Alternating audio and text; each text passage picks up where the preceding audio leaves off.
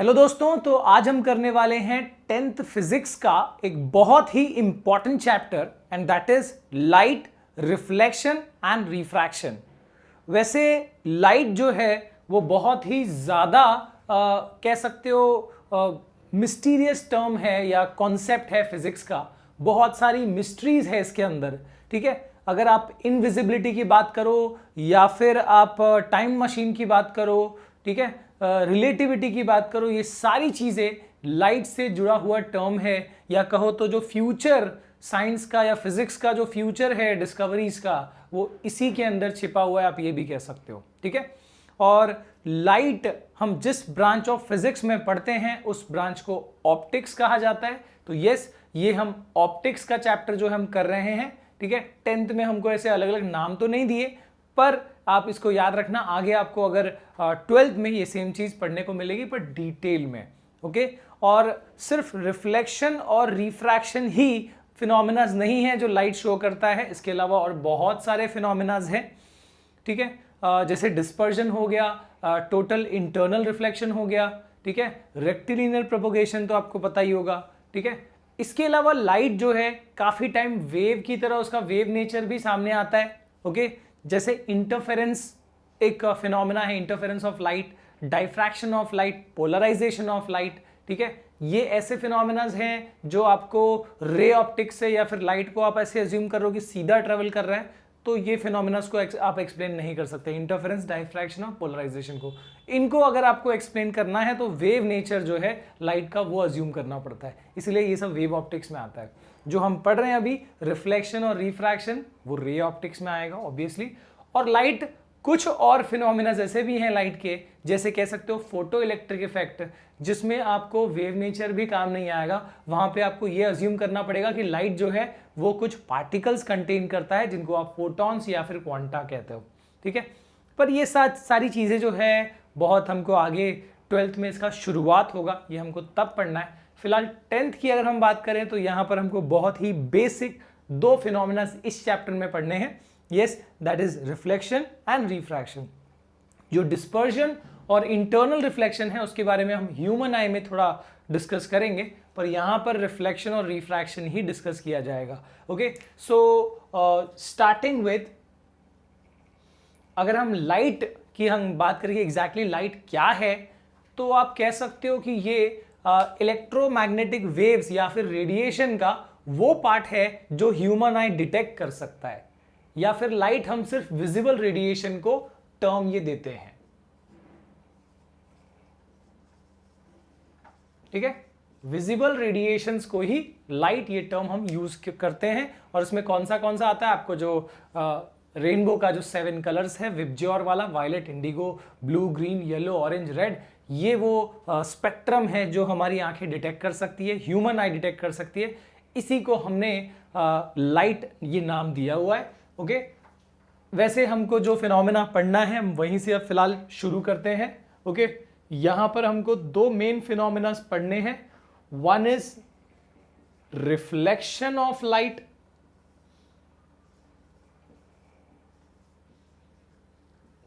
और दूसरा है refraction of light.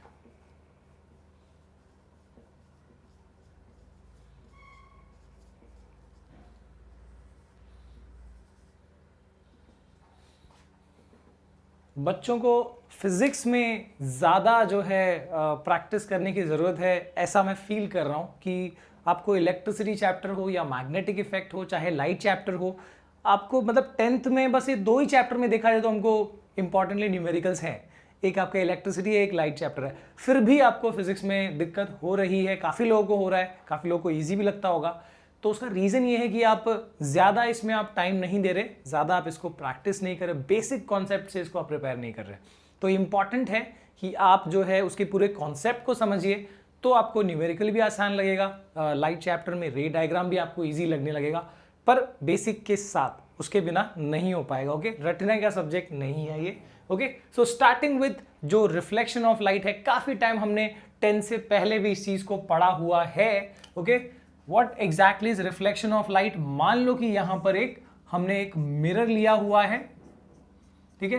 Let this Mn be called एक मिरर है, ओके, और इस प्लेन मिरर पे हम क्या कर रहे हैं, हम इस पे एक लाइट को इंसिडेंट करा रहे हैं। सपोज ये एक लाइट रे है जो यहां से आके टकराया। अब ऐसे वाले रे को हम क्या कहते हैं, जो आके इंसिडेंट हो रहा है यहां पर, yes this is called incident ray, right.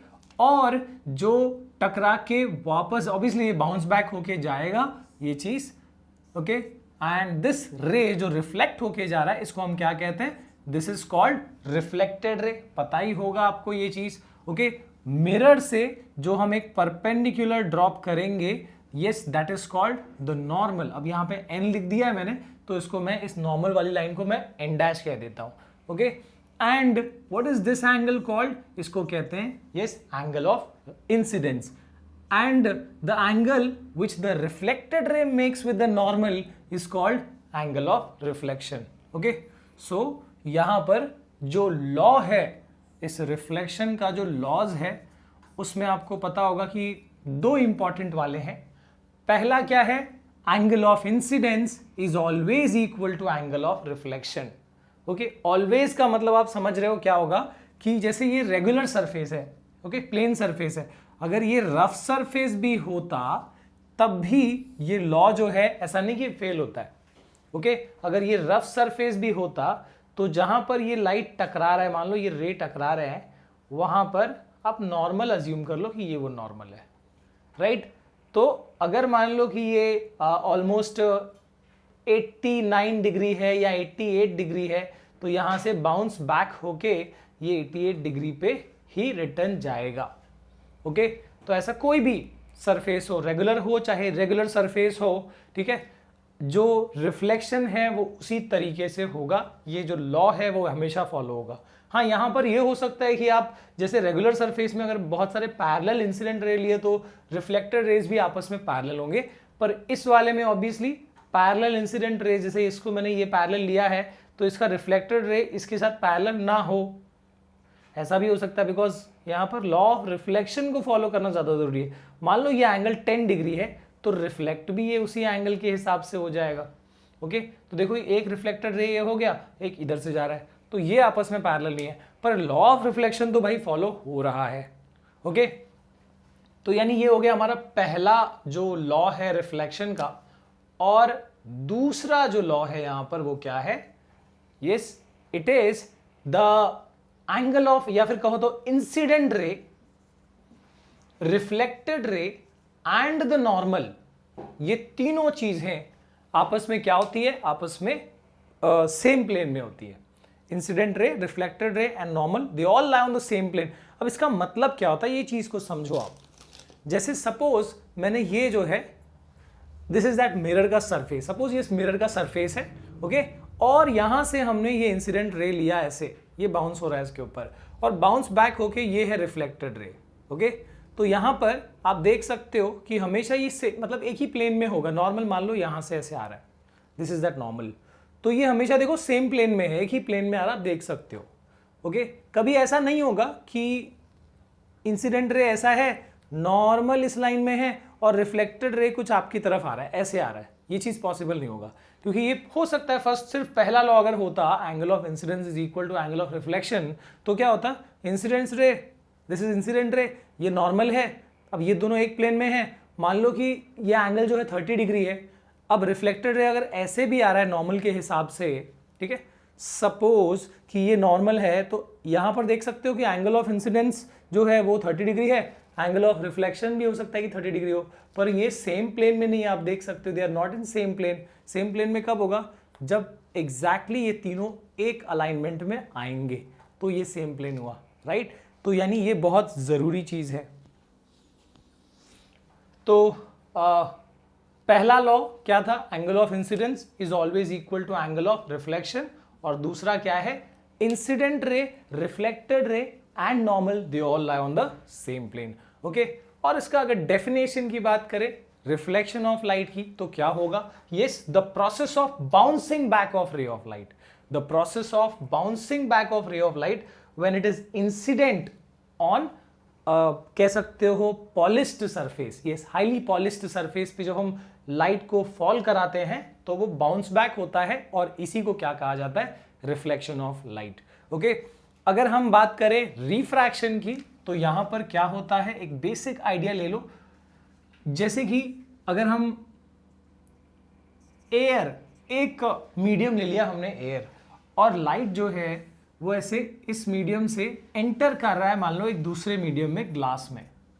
Okay, so when light enters from air to glass, ठीक है, इसमें वो नॉर्मली तो स्ट्रेट ट्रेवल कर रहा था, पर जब वो ग्लास में एंटर किया तो वहां पर वो बेंड हो गया, ठीक है, और इसी को क्या कहा जाता है, this is called refraction of light. So what is refraction of light?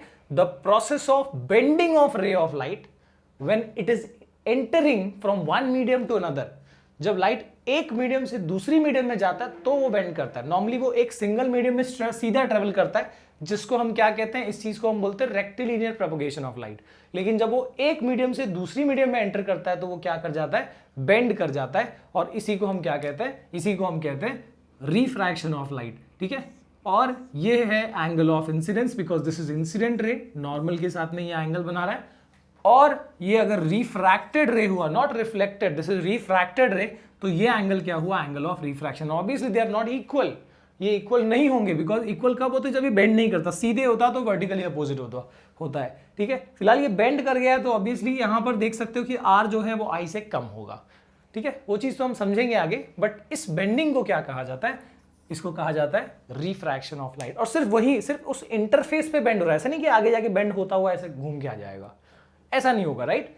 तो रिफ्रैक्शन का मतलब the phenomena of bending of ray of light when it enters from one medium to another, ठीक है। रिफ्रैक्शन ऑफ लाइट में आपने देखा कि light का रिफ्रैक्शन यानी क्या, it is basically the bending of ray of light when it enters from one medium to another. जब लाइट एक मीडियम से दूसरी मीडियम में एंटर करता है, वो बेंड करता है, और उसी बेंडिंग को देखो यहां से सीधा आ रहा था, जब लाइट एक मीडियम में ट्रेवल कर रहा है तो हमेशा स्ट्रेट ट्रेवल करता है, उसको क्या कहा जाता है, इस फिनोमेना को, यस, दिस इज कॉल्ड, क्या बोलते हैं भाई, this is called rectilinear propagation of light. बोला करो यार, साथ में बोल दिया करो, ठीक है। सो when light is moving in one medium तो वो सीधा ट्रेवल करता है, लेकिन जैसे ही मीडियम बदलता है वहां पर वो बेंड कर जाएगा, ओके। और किस तरफ बेंड करेगा वो चीज हम आगे देखेंगे, पर this bending is called refraction of light, okay.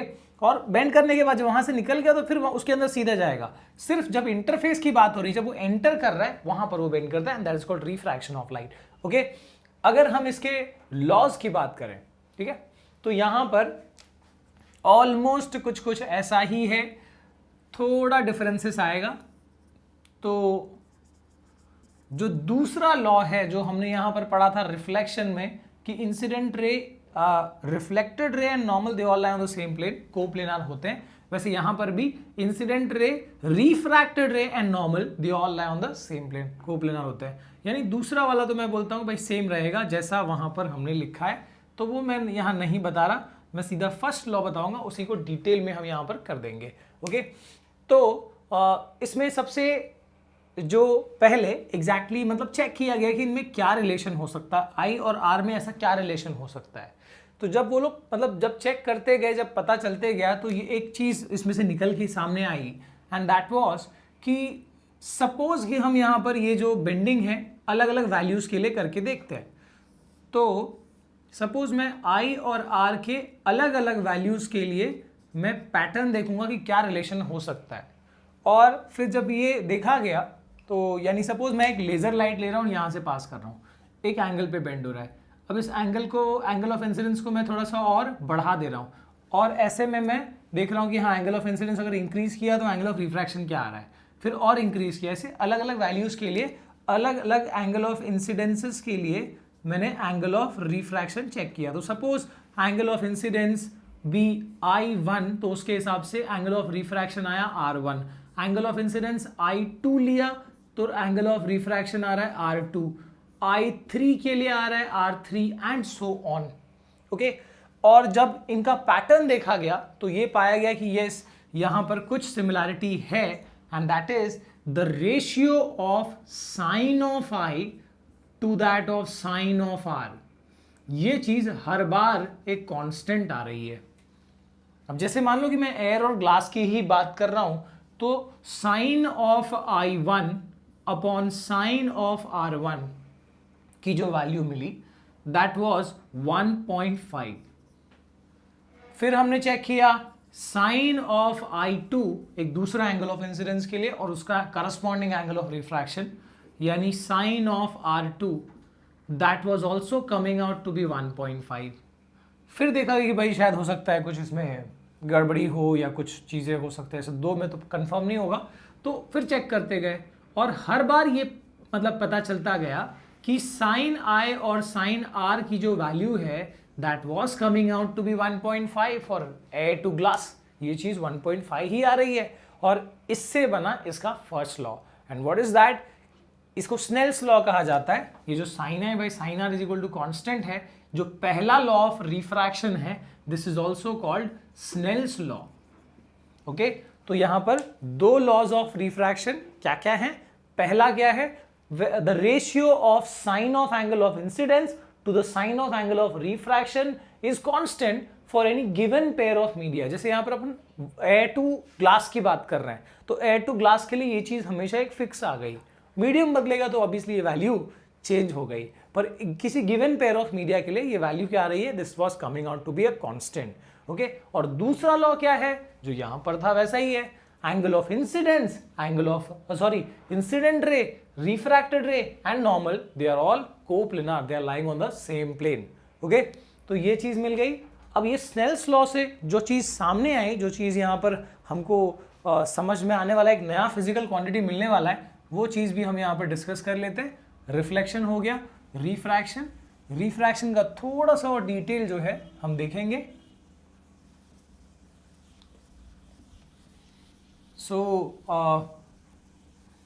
अगर हम बात करें बेंडिंग ऑफ लाइट जो हमने यहां पर देखा, इसमें सपोज किसी पहले मीडियम से, किसी भी एक मीडियम से किसी दूसरे मीडियम में लाइट जो है अगर बेंड कर रहा है और इसमें जो sine I by sine R मिलता है, sine I by sine R जो हर बार एक कांस्टेंट मिल रहा है for this pair of media, इसको एक नाम मिल गया and this was a quantity जो इस दूसरे मीडियम के बारे में आपको काफ़ी आइडिया देता था या फिर इन मीडियम्स के बारे में आपको आइडिया देता था। And what was that quantity called? इसको कहा गया N21, यानी this is called basically refractive index. ठीक है, अब यानी N उसके लिए सिंबलाइज करने के लिए यूज किया। So this was refractive index of medium 2 with respect to medium 1। ठीक है, देखते, जैसे मान लो कि जब एयर से ग्लास में लाइट को एंटर कराया गया और उसमें जो sine I by sine R की वैल्यू मिली, तो यहां पर sine I by sine R was basically the refractive index of glass with respect to, पहला मीडियम क्या है? Air. So this was refractive index of glass with respect to air and basically ये जो आ रहा था इट वॉज एक normal glass के लिए मैंने बताया 1.5। वैसे याद नहीं रखना हमको ये वैल्यू, पर काफी टाइम पे हमको 10th में ये यूज करना है, तो याद रखो ग्लास का refractive index with respect to air, ये ग्लास का एक कुछ फिक्स चीज हमको मिल रहा है जिससे हमको आगे काफी सारी दूसरी चीजें निकालने में हेल्प होंगी। इसके लिए हम इसको एक नया फिजिकल क्वांटिटी, जैसे डिस्टेंस होता है, लेंथ होता है, मीटर करंट होता है, वैसे यहाँ पर इसको हम एक ऐसा नया फिजिकल क्वांटिटी मतलब हम इसको बना देते हैं। एंड इसका कोई यूनिट होगा क्या? अगर फिजिकल क्वांटिटी है तो ऑब्वियसली इसका कोई यूनिट होना चाहिए। So this was having no unit, इसका कोई यूनिट नहीं था। क्यों नहीं था? अरे यार सेम रेशियो, एक तो ट्रिग्नोमेट्रिक टर्म है और ऊपर से सेम टर्म्स का रेशियो है। आगे भी हम देखेंगे स्पीड ऑफ लाइट के टर्म्स में इसको हम लिख सकते हैं। तो क्योंकि वो सेम टर्म का रेशियो और ट्रिग्नोमेट्रिक वैल्यूज का वैसे भी कोई यूनिट नहीं होता, सो this was not having any unit. Okay, तो यहां पर हमने जो एक नया टर्म है वो बना दिया and that is called refractive index, जो उस मीडियम के बारे में आइडिया दे रहा है। जैसे अगर air was entering from light was entering from air to water, तो यहां पर जो बेंडिंग हुई और उसके अकॉर्डिंग जो यहां पर sine I by sine R की वैल्यू मिली, that was refractive index of, अब क्या हो गया, दूसरा मीडियम क्या है, water with respect to air, and this was coming out to be 1.33। कितना आ रहा है, 1.33। फिर चेक किया गया और एक के लिए, मान लो डायमंड के लिए, तो डायमंड में काफी बेंड हो रहा था, और उसमें जब ए टू डायमंड में गया तो ऑब्वियसली जो sine i upon sine r आ रहा था, what was that, it was refractive index of दूसरा मीडियम क्या है यहाँ पर, diamond with respect to air, and this was coming out to be 2.42। ठीक है, तो अब हम देखते हैं कि इनका मतलब क्या होता है, रिफ्रैक्टिव इंडेक्स से हम क्या क्या चीजें आइडिया लगा सकते हैं वो हम देखेंगे इसके बाद। ठीक है, अब यहां पर रिफ्रैक्शन का कुछ चीज और हमको मतलब पहले समझा दूं, उसके बाद फिर रिफ्रैक्टिव इंडेक्स वाले टर्म पे आते हैं। ओके, जैसे एक रिफ्रैक्शन ऑफ लाइट देखा गया through glass slab. Glass slab पता होगा आपको, अगर नहीं पता है तो भाई अगर नेट पे ही हो तो फिर देख सकते हो। कांच के बॉक्स, मतलब समझो कि एक माचिस का डिब्बी जो कांच का बना हुआ है, कंप्लीटली पूरा ग्लास से फिल्ड है, तो ऐसे वाले को हम ग्लास स्लैब कहते हैं। ठीक है, इस तरह का एक समझो शेप पूरा कांच का, this is the glass slab, और इसके थ्रू क्या किया जा रहा है, इसके थ्रू लाइट को पास करके देखा जा रहा है और क्या बिहेवियर है लाइट का यहाँ पर वो देखा गया। तो मान लो कि उसको हमने उसके कॉर्नर्स को नाम दे दिया ए बी सी डी, और इसमें जब लाइट को एंटर कराया गया यहाँ से, समझो किसी एक साइड से, यहाँ से मान लो लाइट को एंटर कराया जा रहा है, तो वो पहले यहाँ बेंड होगा, ऑब्वियसली एक मीडियम एयर से ग्लास में अब वो एंटर कर रहा है, और फिर एक और पॉइंट जब आएगा, यानी जब वो ग्लास से फिर एयर में जा रहा है, फिर से वो बेंड होगा। तो इस बेंडिंग में एक पैटर्न मिला, वो पैटर्न क्या था वो देख लेते हैं। So this pattern was, this is incident ray, this is called refracted ray, and इसको इमर्जेंट रे नाम दिया गया, इमर्ज हो रहा है इसके लिए इमर्जेंट रे नाम दिया गया। This is the normal at this part, और यहाँ का नॉर्मल को एन डैश कह देते हैं। This is angle of incidence, this is angle of refraction, और इसको कहा गया एंगल ऑफ इमर्जेंस। अब यहाँ पर ये पाया गया angle of incidence was equal to angle of emergence, या फिर ये कहो तो incident ray was parallel to, ये कौन सा है, इमर्जेंट रे। ये कुछ चीजें यहाँ पता चली, और जो सबसे इंपॉर्टेंट बात यहाँ पता चली वो ये थी कि जब लाइट एयर से ग्लास में जा रहा है तो वो कहाँ बेंड कर रहा है, आप देख सकते हो। जब लाइट एयर से ग्लास में जा रहा है तो इट इज बेंडिंग टूवर्ड्स, देखो ये नॉर्मल है, टूवर्ड्स द नॉर्मल बेंड हो रहा है। देखो बेंड करने के दो तरीके हो सकते थे, ये इसका सीधा रास्ता है, बेंड यहाँ भी हो सकता था और बेंड इस तरफ भी हो सकता था, कोई भी साइड में बेंड हो जाता। पर क्या हो रहा है, जब लाइट एयर से ग्लास में जा रहा है तो वो नॉर्मल की साइड में बेंड हो रहा है, it is bending towards the normal, देख सकते हो अंदर की तरफ बेंड हुआ। और वही चीज उल्टी हुई जब हम लाइट को ग्लास से एयर में पास करा रहे थे, यानी यहाँ पर देखो जब लाइट ग्लास से एयर में पास हुआ तो भी वो सीधा जा सकता था, लेकिन वो बेंड हुआ टूवर्ड्स द नॉर्मल नहीं हुआ, इस बार वो कहाँ हुआ, अवे फ्रॉम द नॉर्मल। ठीक है, तो यहाँ पर कुछ चीजें हमको यहाँ पर कंक्लूड करनी आनी चाहिए, and that was based on density of medium, light bend करता है। ठीक है, और जब वो जैसे एयर और ग्लास में कौन डेंसर है, ग्लास ऑब्वियसली, यानी जब लाइट जिसका डेंसिटी कम है उसको रेयरर मीडियम नाम दिया गया। तो जब लाइट एंटर कर रहा है from rarer medium to denser medium, it is moving towards the normal. ठीक है, यहां पर लिख देता हूं, when light is entering from rarer medium to denser medium, कहां बेंड हो रहा है, it is bending towards the normal. और आप यहां देख सकते हो कि जब वो ग्लास से एयर में यानी डेंसर से रेयरर में जा रहा है तो वो कहां बेंड कर रहा है, away from the normal, and when it is entering from denser medium to rarer medium, it bends away from the normal. ठीक है, आसान है इसको याद रखना। एक वर्ड याद रखो, डर।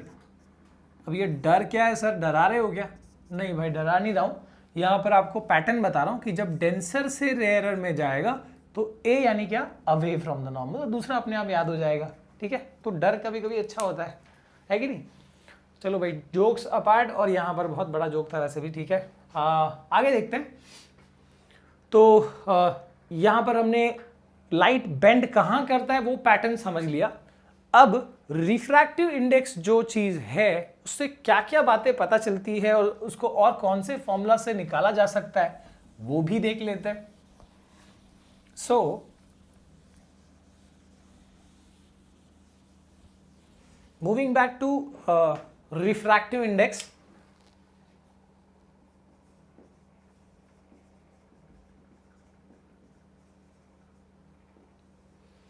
अब ये हमको क्या क्या इंडिकेशन देता है, ये चीज क्या क्या होती है, मतलब क्या बता रहा है हमको, वो हम देख लेते हैं।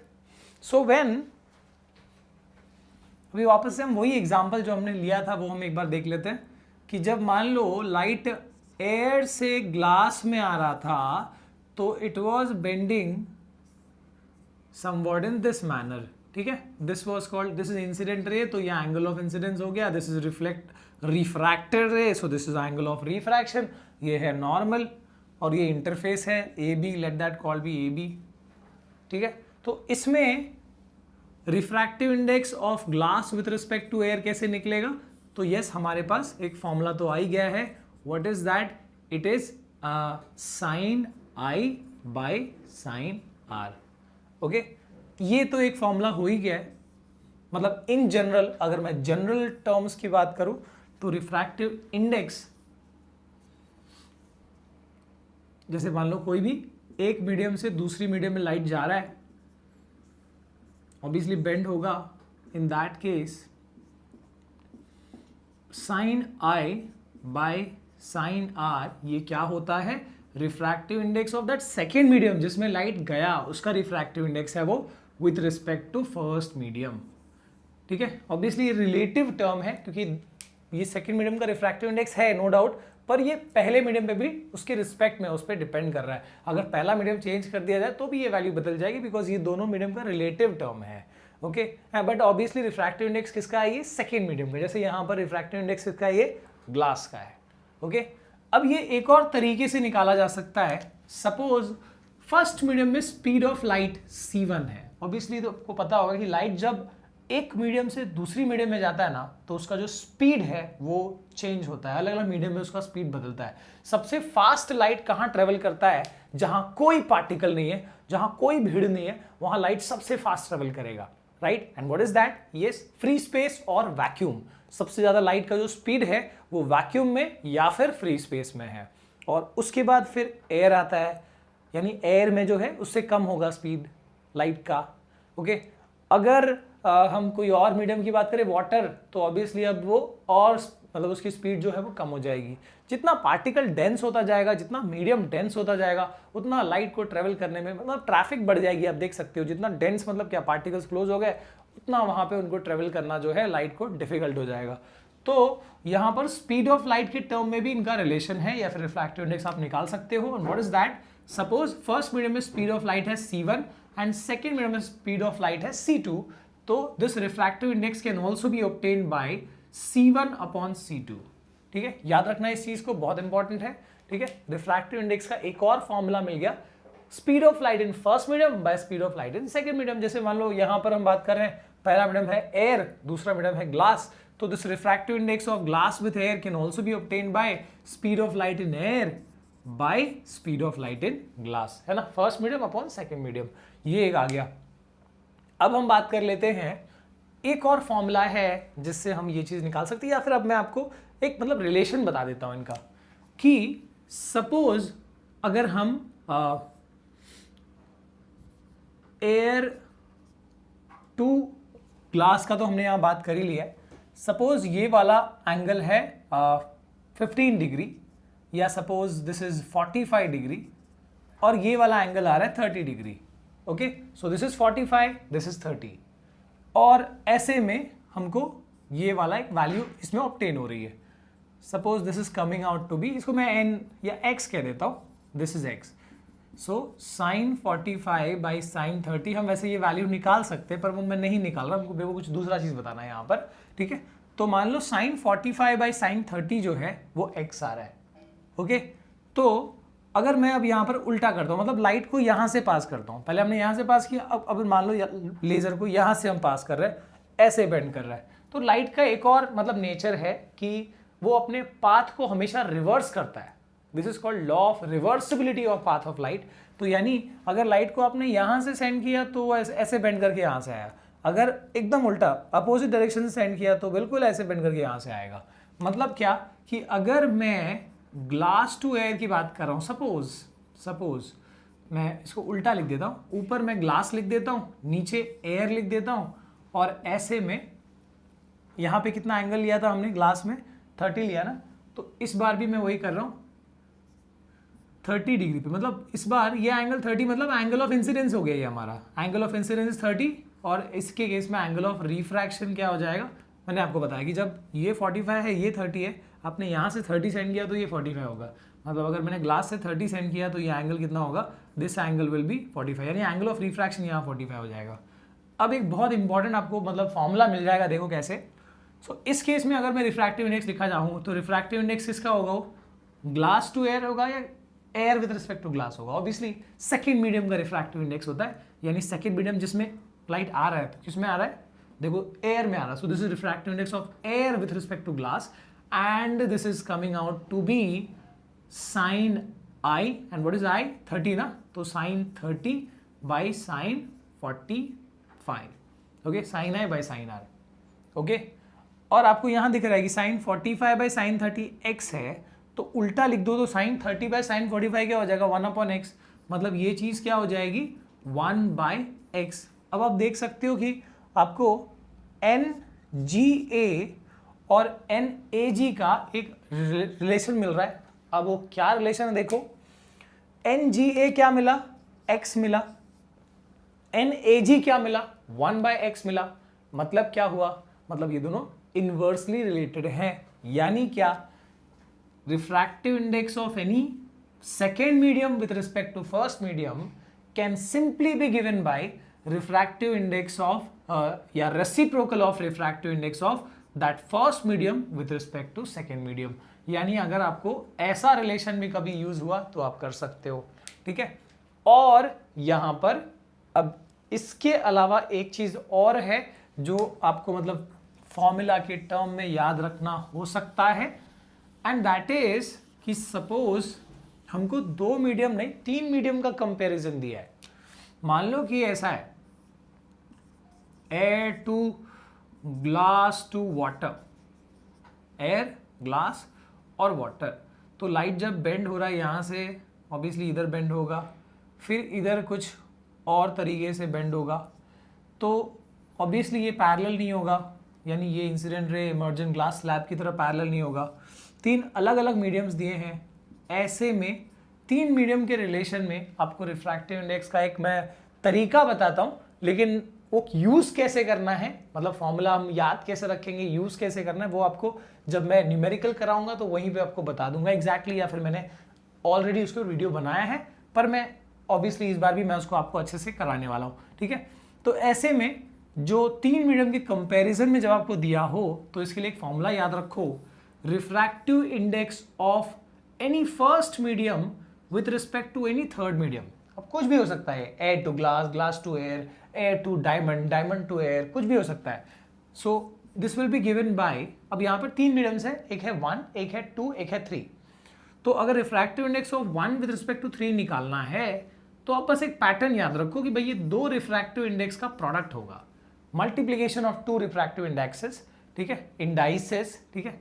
और यहां पर क्या करना है, देखो तरीका याद, इसको रट्टा नहीं मारना, इसको तरीका क्या होगा, जो यहां पर फर्स्ट लिखा है ना, देखो यहां पर हमको 4 ब्लैंक्स खाली हैं, हमको नहीं पता क्या आएगा। सो जो पहला लिखा हुआ है उसको आप पहले लिख दो, जो नेक्स्ट में लिखा है उसको आप लास्ट में लिख दो, और जो इंटरवेनिंग मीडियम है, मैंने बताया जो मीडियम अभी यहाँ जिक्र ही नहीं हुआ है, that is a intervening medium, जैसे 2 है यहाँ पर, तो वो आएगा इन दोनों के बीच में यहाँ कॉमन।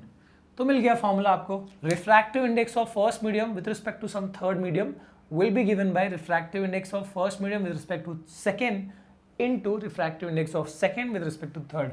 आप ये सारे फॉर्मूलाज को अच्छे से लिख दीजिए, जब हम न्यूमेरिकल करेंगे एक काम करते हैं, हम पहले इसका न्यूमेरिकल कर लेते हैं, फिर मैं आपको रिफ्रैक्टिव इंडेक्स के अंदर थोड़ा सा और जो लॉजिक है उसके पीछे वो मैं बताऊंगा। पहले हम ये न्यूमेरिकल जो है, ताकि हम इसको कनेक्ट कर पाएं, इसके लिए मैं देता हूं आपको मतलब बोर्ड्स में आया हुआ काफ़ी टाइम ये क्वेश्चन है, वो मैं कराता हूँ। एक क्वेश्चन और जो बेसिक टेक्स्ट बुक में शायद आपको दिया हुआ है वो वाला बता देता हूँ। तो इसमें ऐसा दिया है कि when light enters from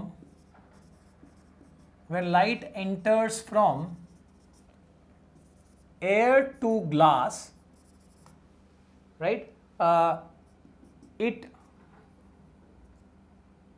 of refractive index, आपको ग्लास का रिफ्रैक्टिव इंडेक्स दिया हुआ है 1.5। जब लाइट एंटर कर रहा है रिफ्रैक्टिव एयर से ग्लास में, ऑफ रिफ्रैक्टिव इंडेक्स 1.5, आपको स्पीड ऑफ लाइट निकालनी है इन ग्लास। और एयर में स्पीड ऑफ लाइट दिया है जो वैक्यूम का होता है, ठीक है, that is 3 × 10⁸ metre per second. तो यानी आपको मान लो speed of light in air दिया हुआ है 3 × 10⁸ मीटर पर सेकेंड, और अब रिफ्रैक्टिव इंडेक्स ऑफ ग्लास भी दिया है, सिर्फ speed of light in glass निकालना है। तो अज्यूम कर लो भाई, सिंपल है, air glass, suppose this is first medium, ये हो गया सेकंड मीडियम। जब लाइट इस एयर से ग्लास में एंटर कर रहा है तो ऐसे में आपको speed of light in air दिया हुआ है, या मान लो C1 की वैल्यू दी है, C2 की वैल्यू निकालनी है। And you know the formula, refractive index of glass with respect to air is C1/C2, या फिर कहो तो पहला मीडियम एयर है CA/CG, speed of light in air by speed of light in glass. So therefore ये इधर ले लो, ये इधर ले लो, speed of light in glass will be speed of light in air, what is that, 3 × 10⁸ metre per second upon refractive index of glass with air कितना दिया हुआ है 1.5, 15 × 2 = 30 होता है, यानी कि कितना हो गया 1.5 × 2 = 3 हो गया, 2 × 10⁸ मीटर पर सेकेंड। ये हो गई speed of light in glass. आप मतलब समझ भी सकते हो कि ग्लास डेंसर मीडियम है, वहां पर स्पीड ऑफ लाइट जो है वो कम हो गई, ठीक है। अब एग्जैक्टली जो ये वाला फॉर्मूला है कैसे यूज होगा, कहां पर यूज होगा, वो मैं आपको बता देता हूं। So moving to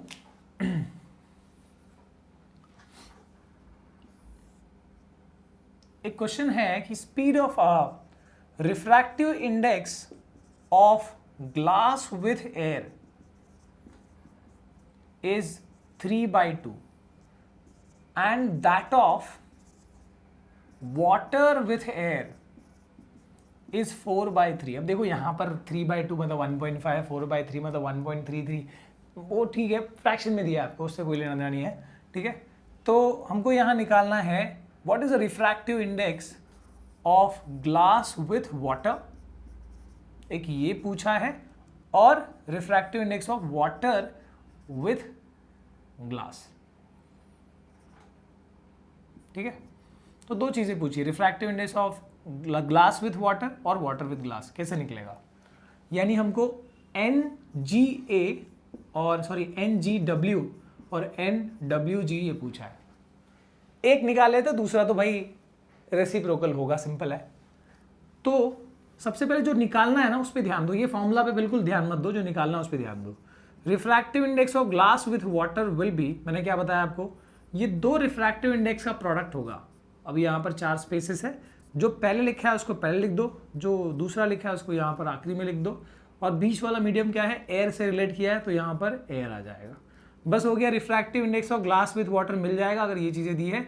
refractive index of glass with air कितना दिया हुआ है 3/2, लिख दो यहाँ पर 3/2, और into refractive index of air with water कितना दिया है, नहीं दिया, यहां पर वाटर विथ एयर यानी कि NWA दिया है 4/3, तो कोई दिक्कत नहीं, NAW क्या होगा 1/NWA बराबर, अभी हमने लिखा है रेसिप्रोकल है, तो अगर NWA 4/3 दिया है यानी NAW क्या हो जाएगा 3/4, कितना हो गया 3 3 = 9/8।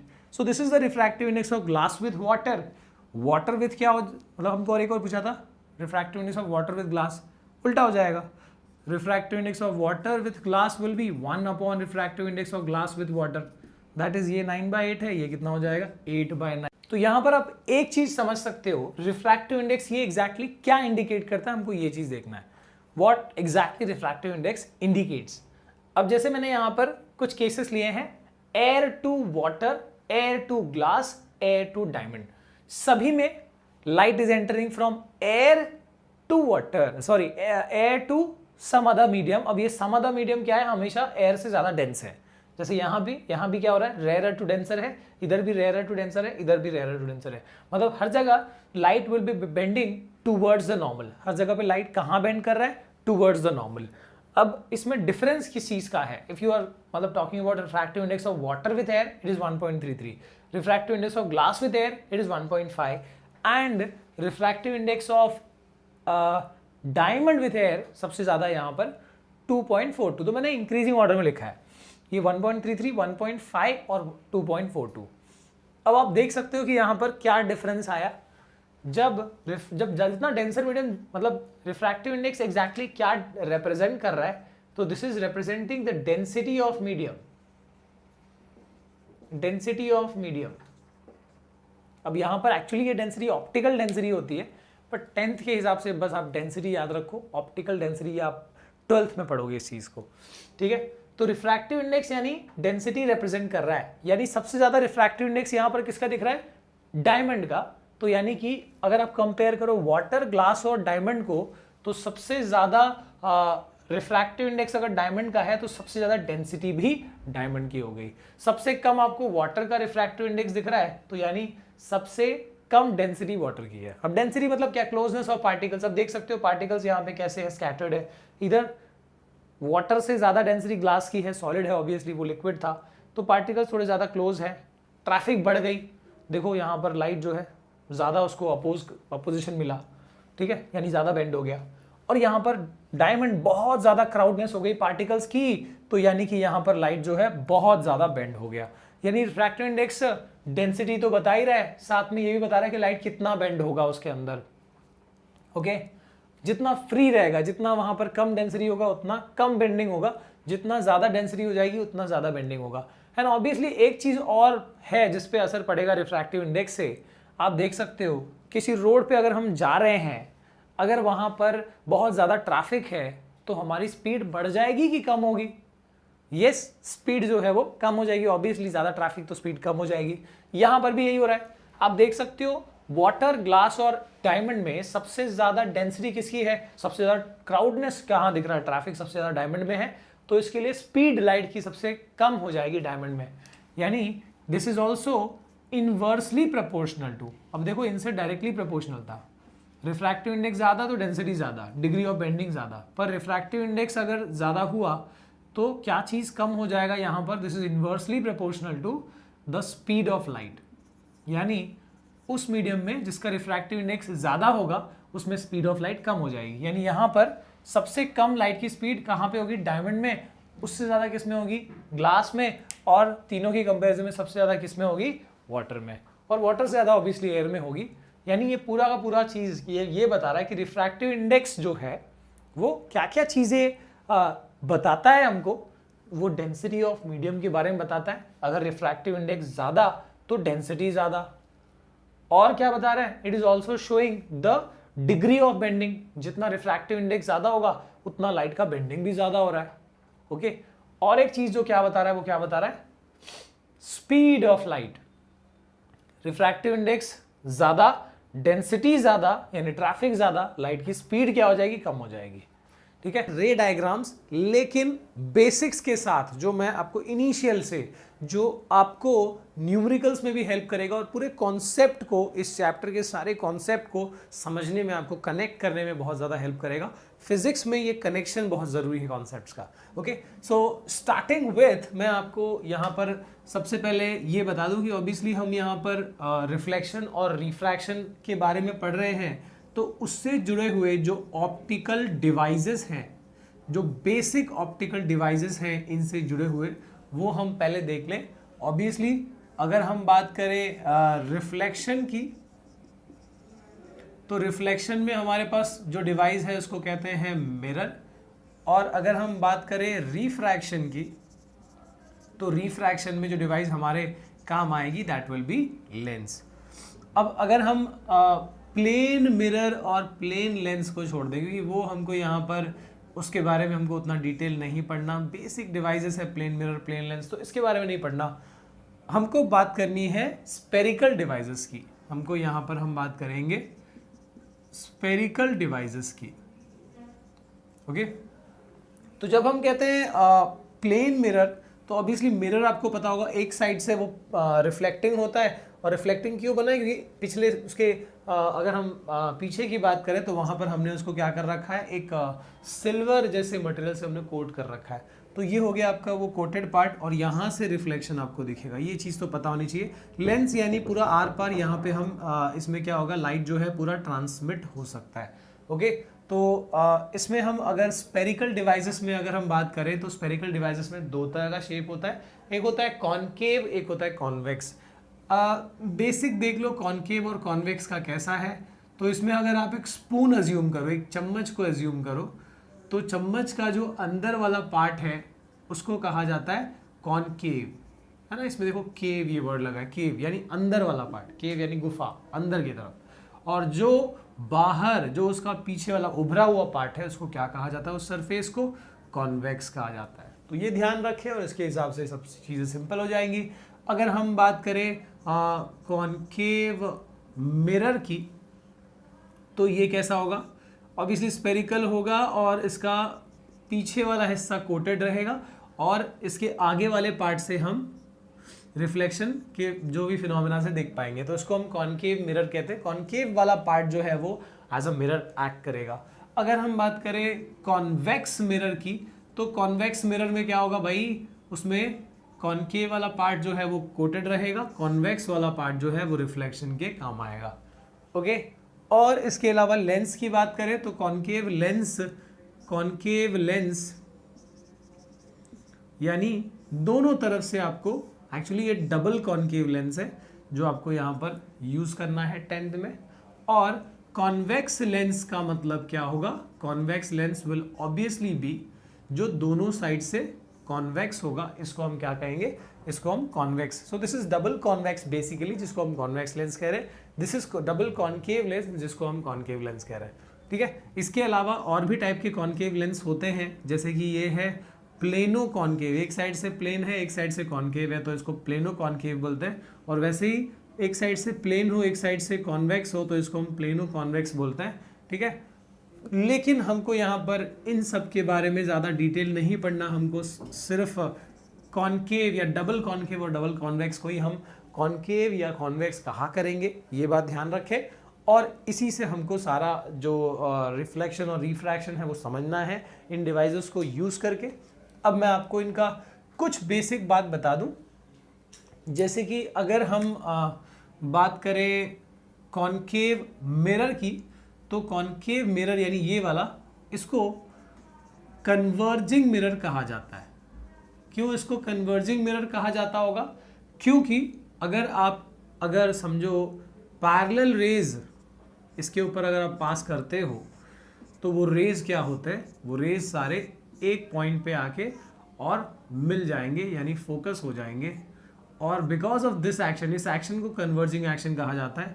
एक पॉइंट पे फोकस वाली पॉइंट, उस पॉइंट को फोकस कहा जाता है, वो मैं बताऊंगा अभी। ठीक है, बट क्योंकि ये ऐसे जाके कन्वर्ज हो जा रहे हैं, इसके लिए कॉनकेव मिरर को कन्वर्जिंग मिरर कहा जाता है। और वैसे ही जैसे कॉनकेव मिरर एक्ट करता है ना लेंस में उल्टा है, वैसा कॉन्वेक्स लेंस एक्ट करता है। मतलब मिरर में कन्वर्जिंग मिरर कॉनकेव वाला मिरर है, पर लेंस में कॉन्वेक्स लेंस जो है वो क्या है, वो कन्वर्जिंग लेंस है। कैसे, और जैसे यहाँ रिफ्लेक्शन हुआ, फर्क यही रहेगा कि बस यहाँ पर रिफ्लेक्शन नहीं रिफ्रैक्शन होगा, पर यहाँ भी एक्शन वही होने वाला कि जो पैरेलल रेज हैं वो आपस में जाके इस पॉइंट पे ऐसे मीट कर जाएंगे आफ्टर द रिफ्रैक्शन, और obviously that point is got focus. ठीक है, पर एक पॉइंट पे जाके मिल रहे हैं, कन्वर्ज कर रहे हैं, इसके लिए कॉन्वेक्स लेंस को कन्वर्जिंग लेंस कहा जाता है। ठीक है, तो कन्वर्जिंग के हिसाब से याद रखना, जैसा कॉनकेव मिरर बिहेव करता है वैसे कॉन्वेक्स लेंस बिहेव करता है। और जो अपोजिट एक्शन है वो यहाँ पर देख सकते हैं आप, जो कॉन्वेक्स मिरर है उसको डाइवर्जिंग मिरर कहा जाता है। क्यों इसको डाइवर्जिंग मिरर कहा जाता है, बिकॉज इसमें अगर आपने इसके ऊपर पैरेलल रेज जो है वो अगर फॉल कराया, तो ऑब्वियसली ये यहाँ पर कन्वर्ज नहीं करते, ये बल्कि उल्टा काम करते, स्प्रेड करते हैं, मतलब लाइट को ऐसे स्कैटर कर देंगे। तो यानी अगर आप इनको ध्यान से देखो, इनके फिनोमिनास को, तो ये रेज जो जो रिफ्लेक्ट हो रहे हैं बेसिकली, ठीक है, इनको अगर आप एक पॉइंट पे मिलाना चाहो, वैसे तो ये पूरा स्प्रेड हो रहा है, डाइवर्ज हो रहा है, इसके लिए डाइवर्जिंग मिरर कहा जाता है इनको।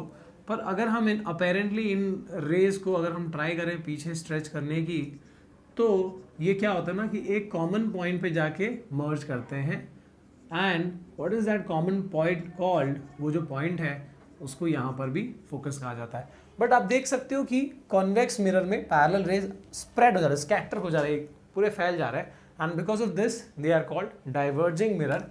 और वैसे ही लेंस में उल्टा है, कॉन्वेक्स मिरर डाइवर्जिंग था, लेंस में कॉनकेव लेंस डाइवर्जिंग है। So why this is diverging lens, क्योंकि यहाँ पर भी कुछ वैसा ही एक्शन होता है, जो ये रिफ्रैक्ट करते हैं रेज जो यहाँ पर स्प्रेड हो रहे हैं। अगर आपने बेसिक जो मैंने रिफ्लेक्शन और रिफ्रैक्शन के लिए और इसके अलावा ऑप्टिकल डेंसिटी रिफ्रैक्टिव इंडेक्स के ऊपर मैंने पिछले वीडियोस बना रखे हैं, 3 वीडियोस, वो पार्ट अगर आपने नहीं देखा तो देख लीजिए, वो आपको इनिशियल चैप्टर की शुरुआत आपको मिल जाएगी वहाँ पे, और फिर उसके बाद यहाँ पर आप ये चीज़ देख सकते हो। अगर आपने बेसिक देख लिया है तो आप प्रोसीड करिए, ठीक है। अब इसमें क्या होगा, देखो इसमें क्या हो रहा था, ये कॉन्वर्ज कर रहे थे, यहाँ पर ये डाइवर्ज करते हैं, यानी रेज जो है ऐसे स्कैटर होंगे, स्प्रेड होंगे, ट्रांसमिट मतलब यहाँ पे रिफ्रैक्ट करके। पर इसमें भी अगर आपको फोकस वाला पॉइंट ऑब्टेन करना है तो पीछे आप वो पॉइंट ऑब्टेन कर सकते हो। But why this is called diverging lens, क्योंकि पैरेलल रेज यहाँ पर स्प्रेड हो जा रहे हैं, डाइवर्ज हो जा रहे हैं आफ्टर रिफ्रैक्शन। तो आप ये बात याद रखें, जैसे कॉनकेव मिरर बिहेव करता है वैसे कॉन्वेक्स लेंस बिहेव करता है, और जैसे कॉन्वेक्स मिरर बिहेव करता है वैसे कॉनकेव लेंस बिहेव करता है। ओके, अब इसके बाद हम बेसिकली देख लेते हैं कि मतलब कोई भी लेंस या जो मिरर है उससे जुड़ा हुआ रे डायग्राम्स बनाने के लिए हमको क्या क्या टर्म्स पता होने चाहिए, terms related to optical devices, ठीक है। सो कोई भी लेंस हो या मिरर हो, ठीक है, इसको हमको अगर रे डायग्राम बनाना है तो एक ऐसी रेफरेंस लाइन लेनी होती है जो बिल्कुल उसका परपेंडिकुलर बाइसेक्टर कह सकते हो वो होगा, और इस रेफरेंस लाइन को क्या कहा जाता है, yes this line is called principal axis, this is called principal axis. Spelling देखो AL है, प्रिंसिपल का मतलब मेन एक्सिस है ये, यस आपके स्कूल का प्रिंसिपल का जो स्पेलिंग होता है वही है, LE नहीं लगेगा, AL है, ओके। और जो लेंस है अगर, तो लेंस के जो सेंटर वाला जो मिड पॉइंट है उसको ऑप्टिकल सेंटर कहा जाता है, O से रिप्रेजेंट किया जाता है। ऐसे ही मिरर के लिए हम उस पॉइंट को P कहते हैं, it is called pole of the mirror. तो मिरर के लिए उस पॉइंट को P कहते हैं, एंड लेंस के लिए ऑप्टिकल सेंटर। अच्छा, मिरर की जो लेंथ है MN, इसको MN को, इस लेंथ को एपर्चर कहा जाता है मिरर का, ठीक है। फिलहाल एपर्चर की इतनी ज़रूरत नहीं पड़ेगी रे डायग्राम्स के लिए। इसके अलावा अगर हम एक ऐसा सर्कल या एक ऐसा स्फीयर इमेजिन करें, जिस स्फीयर का ये मिरर एक कर्वेचर फॉर्म करता है, ऐसे वाले स्फीयर का जो सेंटर होगा, यानी the centre of the sphere, the centre of the sphere of which your mirror, the given mirror is part, हमारे मिरर जिस सेंटर जिस स्फीयर का पार्ट है, उस स्फीयर के सेंटर को हम क्या कहेंगे, उसको सेंटर ऑफ कर्वेचर कहा जाता है, ओके। और ऑब्वियसली अगर ये सेंटर है तो ये वाला लेंथ क्या हो जाएगा, इसको C से रिप्रेजेंट करते हैं, इसको R से। सो what is this, this is radius of curvature, इसको कह देंगे रेडियस ऑफ कर्वेचर। और यहाँ पर एक और बात होती है कि जब हमने ये बोला कि हाँ कन्वर्जिंग, जब हमने यहाँ पर पैरेलल रेज लिया तो क्या होता है, पैरेलल रेज अगर यहाँ पे आएगा तो एक पॉइंट पे जाके फोकस करता है, और उस पॉइंट को अपन फोकस कहते हैं। सो यस, वो पॉइंट कहाँ पर आता है, नॉर्मली ये सेंटर और P के बिल्कुल बीचों बीच वो पॉइंट आता है, and that is called principal focus. क्या कहा जाता है उसको, प्रिंसिपल फोकस वाला पॉइंट कहा जाता है उसको, ठीक है। यही वो पॉइंट है जहां पर कन्वर्जेंस होता है। और इस वाले लेंथ को ऑब्वियसली अगर ये r है तो ये वाला r/2 हो जाएगा। इस r/2 वाले लेंथ को क्या कहा जाता है? This is called focal length. क्या बोलते हैं इसको? फोकल लेंथ कहा जाता है, ठीक है। ये बेसिक चीज़ें आपको पता होनी चाहिए, रे डायग्राम्स हो या न्यूमेरिकल्स हो, दोनों के लिए बहुत ज़रूरी चीज़ है। So this is the principal axis, ये हो गया द स्फीयर जिसका सेंटर को अपन सेंटर ऑफ कर्वेचर बोलते हैं। This becomes radius of curvature. उसके हाफ लेंथ को फोकल लेंथ कहते हैं और इस पॉइंट को प्रिंसिपल फोकस कहा जाता है। ये वही पॉइंट है जहां पर रेज, पैरेलल रेज आपस में आके मिलते हैं, कॉन्वर्ज करते हैं। अगर हम बात करें तो मिरर के लिए भी उसी के अकॉर्डिंग वैसा ही हो जाएगा। सिर्फ जो दूसरा वाला मिरर है यानी कि जो कॉन्वेक्स मिरर है उनमें सारी पॉइंट्स कहाँ आ जाएगी? राइट साइड में आ जाएगी, ये बात ध्यान रहे। ओके, अगर हम लेंस की बात कर रहे हैं तो ये ऑप्टिकल सेंटर हुआ और यहाँ पर भी मैंने बताया कि पैरेलल रेज आके मिल सकते हैं, यानी प्रिंसिपल फोकस इसमें भी है। This is the focal length. अगर आप इसके डबल डिस्टेंस पे ड्रॉ करें, यानी कि जैसे अगर समझो ये 2 सेंटीमीटर पे है तो 2 सेंटीमीटर और आगे गए तो क्या होगा? उस पॉइंट को, जैसे हमने यहाँ पर C कहा है, फोकल लेंथ का डबल डिस्टेंस पे जो पॉइंट है उसको हमने सेंटर ऑफ कर्वेचर कहा है, इसको C नहीं, इसको 2F कहते हैं। तो यानी दोनों साइड में हम इसमें पॉसिबिलिटी ड्रॉ कर सकते हैं। इसके लिए मैं यहाँ पर F1 और 2F1 कह देता हूँ और लेफ्ट साइड में उतने ही डिस्टेंस पे पॉइंट रहेगा F2 या एंड 2F2। तो क्या करो कि 1 यहाँ से शुरू कर लो। So this is your F1 and 2F1 और ये वाला हो गया F2 एंड 2F2, ठीक है। तो ये बात ध्यान रहे कि ये लेंथ, ये लेंथ, ये लेंथ और ये लेंथ सेम होगा। और रे डायग्राम बनाने के टाइम पे उस चीज़ का ध्यान रखें कि हम ये लेंथ इक्वल ले रहे हैं, तो बहुत आसानी से हम रे डायग्राम्स बना पाएंगे, ठीक है। अब बात कर लेते हैं कुछ इंपॉर्टेंट रेज की, कि इमेज फॉर्मेशन के लिए कौन से रेज हमको काम आ सकते हैं और नॉर्मली इमेज कैसे फॉर्म होता है। तो जैसे अगर मान लो कि मैंने एक कॉनकेव मिरर लिया, ठीक है, और एक कॉन्वेक्स मिरर भी ले लेते हैं भाई, और सो this is a convex mirror. अब इसमें कौन से रेज आपको ज़रूरी यूज़ करने हैं वो देख लो। एक जो पैरेलल आ रहा है, जो रे पैरेलल आ रहा है वो कहाँ से पास करेगा? Parallel to the principal axis. हमारे प्रिंसिपल एक्सिस से पैरेलल रे है तो वो कहाँ से पास करेगा? Obviously passing through the focus. अभी हमने देखा इसका कन्वर्जिंग एक्शन है। और वैसे ही डाइवर्जिंग लेंस में मिरर में क्या होगा? पैरेलल रे जो है वो डाइवर्ज करता है, पर अगर इसको आप पीछे स्ट्रेच करो तो that point is a focus. Okay, तो ये रे आप एक यूज़ कर सकते हो, बहुत आसान वाला रे है, रे डायग्राम के लिए काम आ सकता है। और अगर इसका उल्टा, यानी कि अगर हम फोकस से पास करें तो पैरेलल निकलेगा। मतलब अगर कोई रे ऐसा आ रहा है थ्रू द फोकस, ठीक है, तो कहाँ से निकलेगा? वो पैरेलल जाएगा। Law of reversibility of path of light, ठीक है। यहाँ भी ऐसे ही है, अगर आप कोई रे फोकस की तरफ ले रहे हो, इस लाइन में जा रहा है अगर, तो वो पैरेलल निकलेगा अगर वो फोकल वाली पॉइंट की तरफ जा रहा था तो। इसके अलावा अगर हम कोई रे लेते हैं जो सेंटर ऑफ कर्वेचर से, यानी कि C से पास हो रहा है, तो वो रे क्या होगा? Because that point also becomes normal perpendicular, मतलब नॉर्मल हो जाता है वो लाइन। तो अगर हम एंगल ऑफ इंसिडेंस को ही 0 ले रहे हैं, है ना, अगर आप नॉर्मल से ही लाइट को, अगर इंसिडेंट रे को ले रहे हो, तो लॉ ऑफ रिफ्लेक्शन से रिफ्लेक्टेड रे भी क्या होगा? उसी से वापस जाएगा। So because this is 90 degree, भाई सेंटर है तो ये रेडियस बन गया। Radius is always perpendicular to tangent, यानी ये नॉर्मल भी है। तो नॉर्मल से अगर लाइन इंसिडेंट रे जा रहा है तो बाउंस बैक होके उसी रास्ते वापस आएगा।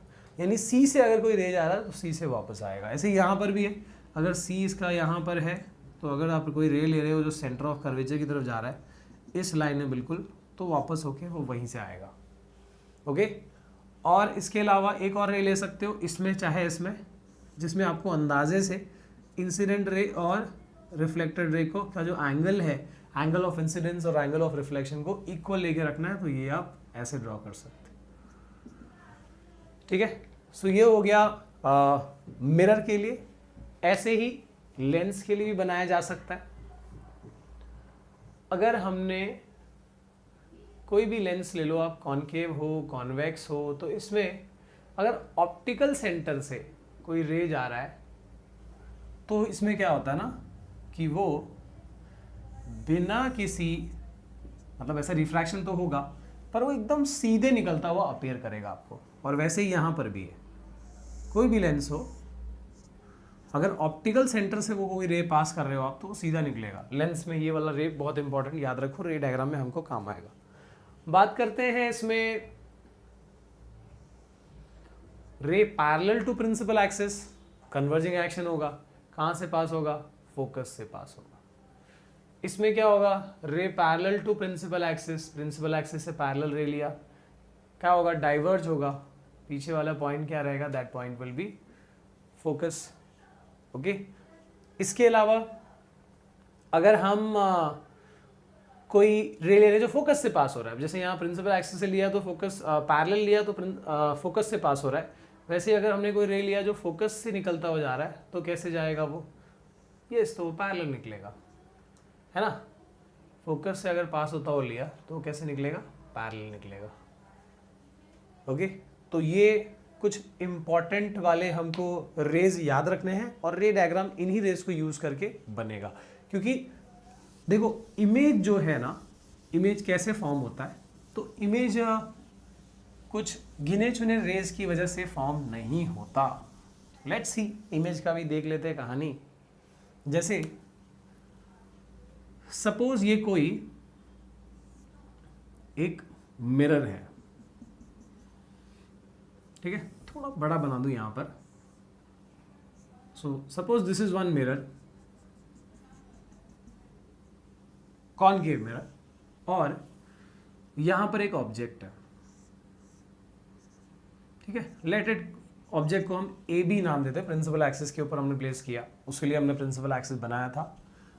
अब ऐसा बिल्कुल नहीं है कि बस ये एक रे आया, बाउंस होके फोकस से पास हुआ, और एक फोकस से पास होके और बाउंस होके और पैरेलल निकला और यहाँ पर मीट किया। ऑब्वियसली इमेज वही फॉर्म होता है जहाँ पर रिफ्लेक्ट होके रेज मिल रहे हैं, जहाँ in case of mirror, lens में क्या होता है, इमेज वहाँ फॉर्म होता है जहाँ रिफ्लेक्ट होके रिफ्रैक्ट होके रेज मिल रहे हैं, रिफ्रैक्टेड रेज मिल रहे हैं। तो ऑब्वियसली यहाँ पर मिरर है तो रिफ्लेक्शन, रिफ्लेक्टेड रे एक ये है, दूसरा ये है, तो यानी ये ए डैश बी डैश जो है ये इमेज बन गया। पर ऐसा थोड़ी है कि भाई दो ही रेज से इमेज बनेगा, ऐसे तो हमने ये रे को अगर रोक दिया यहाँ पर तो फिर इमेज नहीं फॉर्म होगा। सो इमेज फॉर्मेशन के लिए पूरा बहुत सारे रेज जिम्मेदार है, मतलब कि यहाँ से आप समझ सकते हो कि इन्फिनाइट नंबर ऑफ रेज निकल रहे हैं और यहाँ पर टकरा रहे हैं, ठीक है। और पूरे मिरर के हर पार्ट में जाके टकरा के उस पॉइंट ए से रे निकल के, और समझ रहे हो आप, ये चीज़ ऐसे होती है, इन्फिनाइट नंबर ऑफ रेज जो है वो निकल के, और मतलब पूरा यहाँ एंड तक रहेगा, और ये सब इधर जाके मिल रहे हैं, ये सब यहाँ जाके इंटरसेक्ट कर रहे हैं, और इस वजह से यहाँ पर क्या फॉर्म हो रहा है, इस वजह से यहाँ पर इमेज फॉर्म हो रहा है। इस चीज़ को समझो आप, कॉन्सेप्ट को समझो, ठीक है। यानी यहाँ पर जो इमेज बन रहा है ना वो इस वजह से बन रहा है क्योंकि ये सब इन्फिनाइट नंबर ऑफ रेज यहाँ से जाके और यहाँ टकरा रहे हैं, और सिर्फ पॉइंट ए का नहीं, ऐसे इसके नीचे वाले पॉइंट का, इसके नीचे वाले पॉइंट का, हर पॉइंट का ऐसा ही यहाँ पर इंटरसेक्शन बनते जा रहा है, और इसके लिए ये इमेज बन रहा है, ठीक है। क्वेश्चन आता है आपको, मतलब कुछ एडिशनल क्वेश्चन में ये आता है कि क्या होगा अगर मिरर के आधे पार्ट को हम ब्लैक पेपर से ढक दें, तो क्या इमेज बनेगा कि नहीं बनेगा। अगर आधे पार्ट को, मिरर हो या लेंस, अगर आधे पार्ट को ब्लैक पेपर से ढक दिया जाए तो इमेज बनेगा कि नहीं बनेगा, अगर बनेगा तो कैसे बनेगा। अगर आपने इसके हाफ पार्ट को ढक भी दिया तो क्या हुआ, बाकी ये हाफ पार्ट से तो इमेज फॉर्म हो ही जाएगा, मतलब पूरा कंप्लीट साइज का इमेज बनेगा, ऐसा नहीं कि आधा साइज का इमेज बनेगा, कंप्लीट साइज का इमेज बनेगा। बस फर्क किस चीज़ का रहेगा, जो यहाँ पर इमेज बन रहा है ना उसका ब्राइटनेस जो है, अगर हाफ कवर कर दिया तो ब्राइटनेस हाफ हो जाएगी, उसकी इंटेंसिटी हाफ हो जाएगी, ये चीज़ समझो आप। बाकी इमेज ऐसे फॉर्म होता है, ठीक है। और एक बात बता दूं आपको इमेज के नेचर के बारे में, अक्सर वर्चुअल, इरेक्ट, रियल, इन्वर्टेड, ये सब चीज़ें होती है। तो अब क्या मतलब है इस वर्चुअल इरेक्ट का, रियल इन्वर्टेड का, आप यहां पर देख लो। जब हम दो केसेस में यहां बता देता हूं, मैंने एक ऑब्जेक्ट लिया इधर ए बी, तो आप समझ रहे हो ये रे डायग्राम हम ऐसे नहीं ड्रॉ करते, इसलिए क्योंकि हम ये सारे रेज के बारे में आइडिया नहीं है, पर कुछ इंपॉर्टेंट रेज मैंने बता दिए, उनको यूज करके हम रे डायग्राम बना सकते हैं जो हमको पता है, जिसके बारे में हम आसानी से बना सकते हैं। Okay, so if this is the object, मान लो यहाँ से फोकस से पास होके गया ये रे, और दूसरा मैंने बताया एक और रे कौन सा ले सकते हो, ऑप्टिकल सेंटर वाला, आसानी है। तो ये दो refracted, this is one refracted रे, दिस इज सेकंड रिफ्रैक्टेड रे, ये जहाँ पे मिल रहे हैं वहाँ पर इमेज बनेगा। So this is A dash B dash, ये बन गया आपका इमेज। अगर आप यहाँ पर एक स्क्रीन रख रहे हो, अगर आप यहाँ पर एक सपोज वाइट स्क्रीन ले जा रहे हो, तो स्क्रीन पे क्या ये इमेज बनेगा कि नहीं बनेगा? ऑब्वियसली बनेगा यार, रेज एक्चुअली मिल रहे हैं तो इमेज बनेगा। ऐसे वाले इमेज को जो स्क्रीन पे ऑब्टेन हो रहा है, ऐसे वाले इमेज को क्या बोलते हैं? रियल इमेज कहा जाता है। These are called real images. ठीक है, अब रियल इमेजेस की ये खासियत है कि स्क्रीन पे ऑब्टेन हो सकता है, मतलब रेज एक्चुअली रेज मिल रहे हैं तो वो स्क्रीन पे इमेज बनेगा। जैसे प्रोजेक्टर से जो इमेज बनता है, प्रोजेक्टर से स्क्रीन पे इमेज फॉर्म होता है एक्चुअली, तो वो हम क्या कहेंगे? That is a real image. वैसे ही सपोज एक दूसरा केस लेते हैं हम यहाँ पर,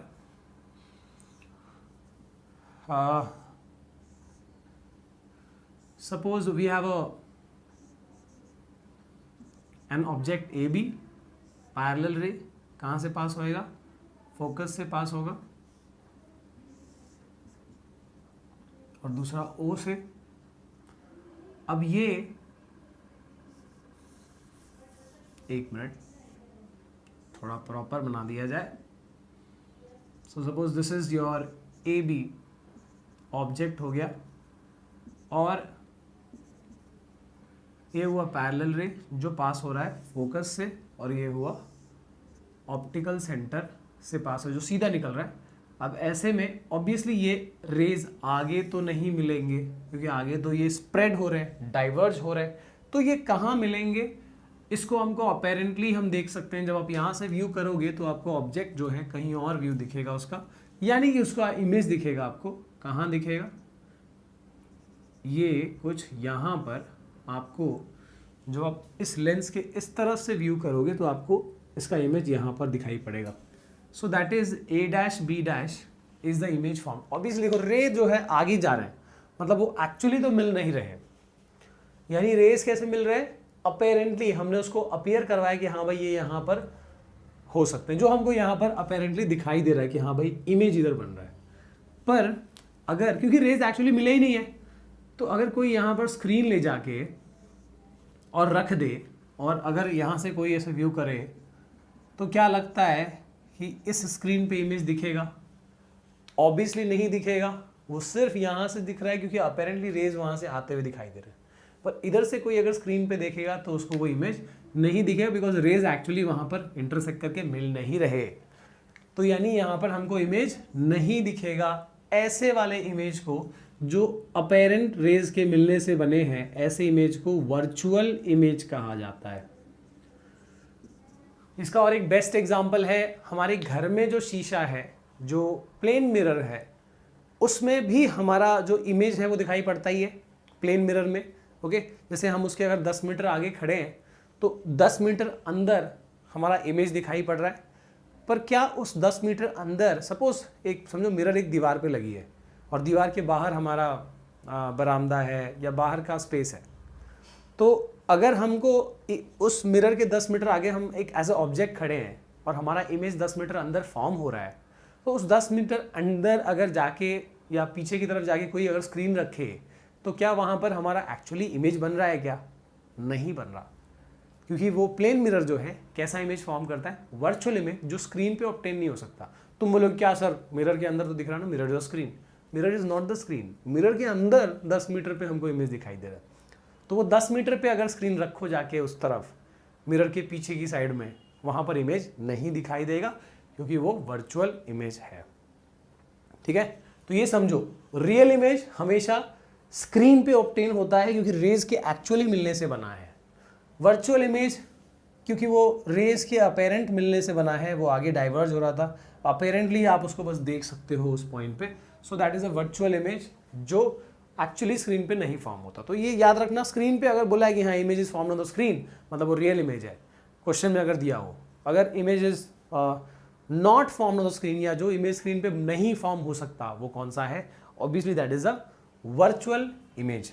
और हमेशा ये बात याद रखें, अब देख सकते हो कि जैसा आपने ऑब्जेक्ट को रखा, इसमें उसी डायरेक्शन में अब इमेज भी दिख रहा है, यानी इरेक्ट ऑब्जेक्ट का इरेक्ट इमेज। तो वर्चुअल इमेज का हमेशा याद रखना कि वर्चुअल इमेज हमेशा इरेक्ट होता है। और देखो यहाँ पर हमने ऑब्जेक्ट को इरेक्ट ऊपर रखा, लेकिन ये अपसाइड डाउन फॉर्म हुआ। ऐसे इमेज यानी रियल इमेज हमेशा कैसे होते हैं? इन्वर्टेड होते हैं। इसलिए इमेज के बारे में दो नेचर कहा जाता है, दो टाइप का नेचर होगा, एक वर्चुअल एंड इरेक्ट, या तो वो हो सकता है रियल एंड इन्वर्टेड। जो इमेज वर्चुअल होगा वो हमेशा इरेक्ट रहेगा, चाहे लेंस हो चाहे मिरर, और जो इमेज रियल है वो हमेशा क्या रहेगा? इन्वर्टेड होगा। ये बात ध्यान रखें। सो ये स्टार्टिंग विद द रे डायग्राम्स।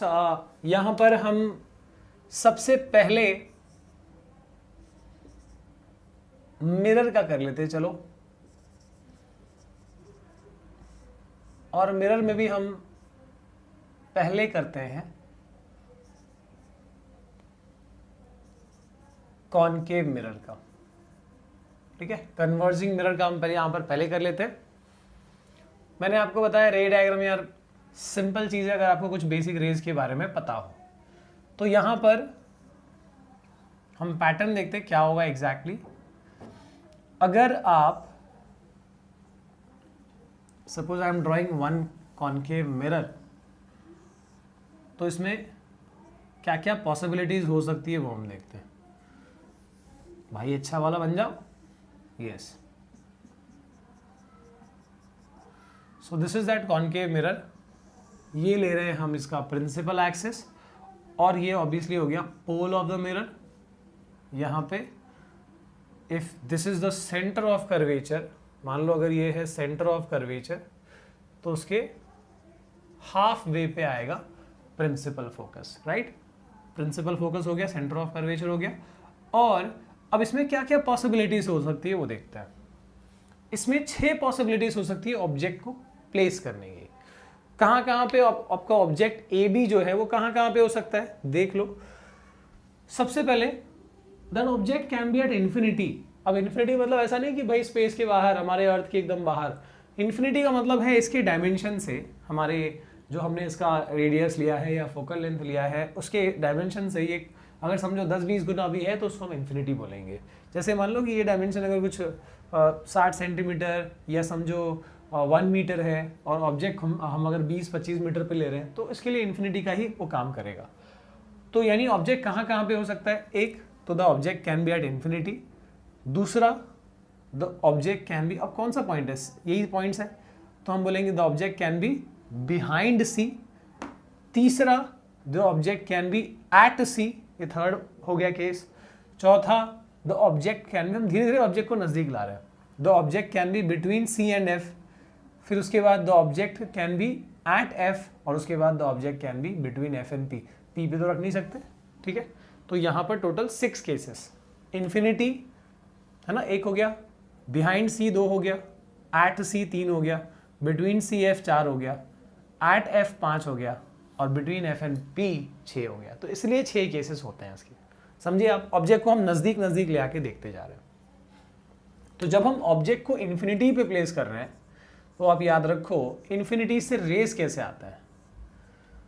इन्फिनिटी से कभी भी रेस पैरेलल आते हैं, तो मतलब जितने रेज आएंगे, चाहे ए से आए बी से आए, सब आपस में कैसे होंगे?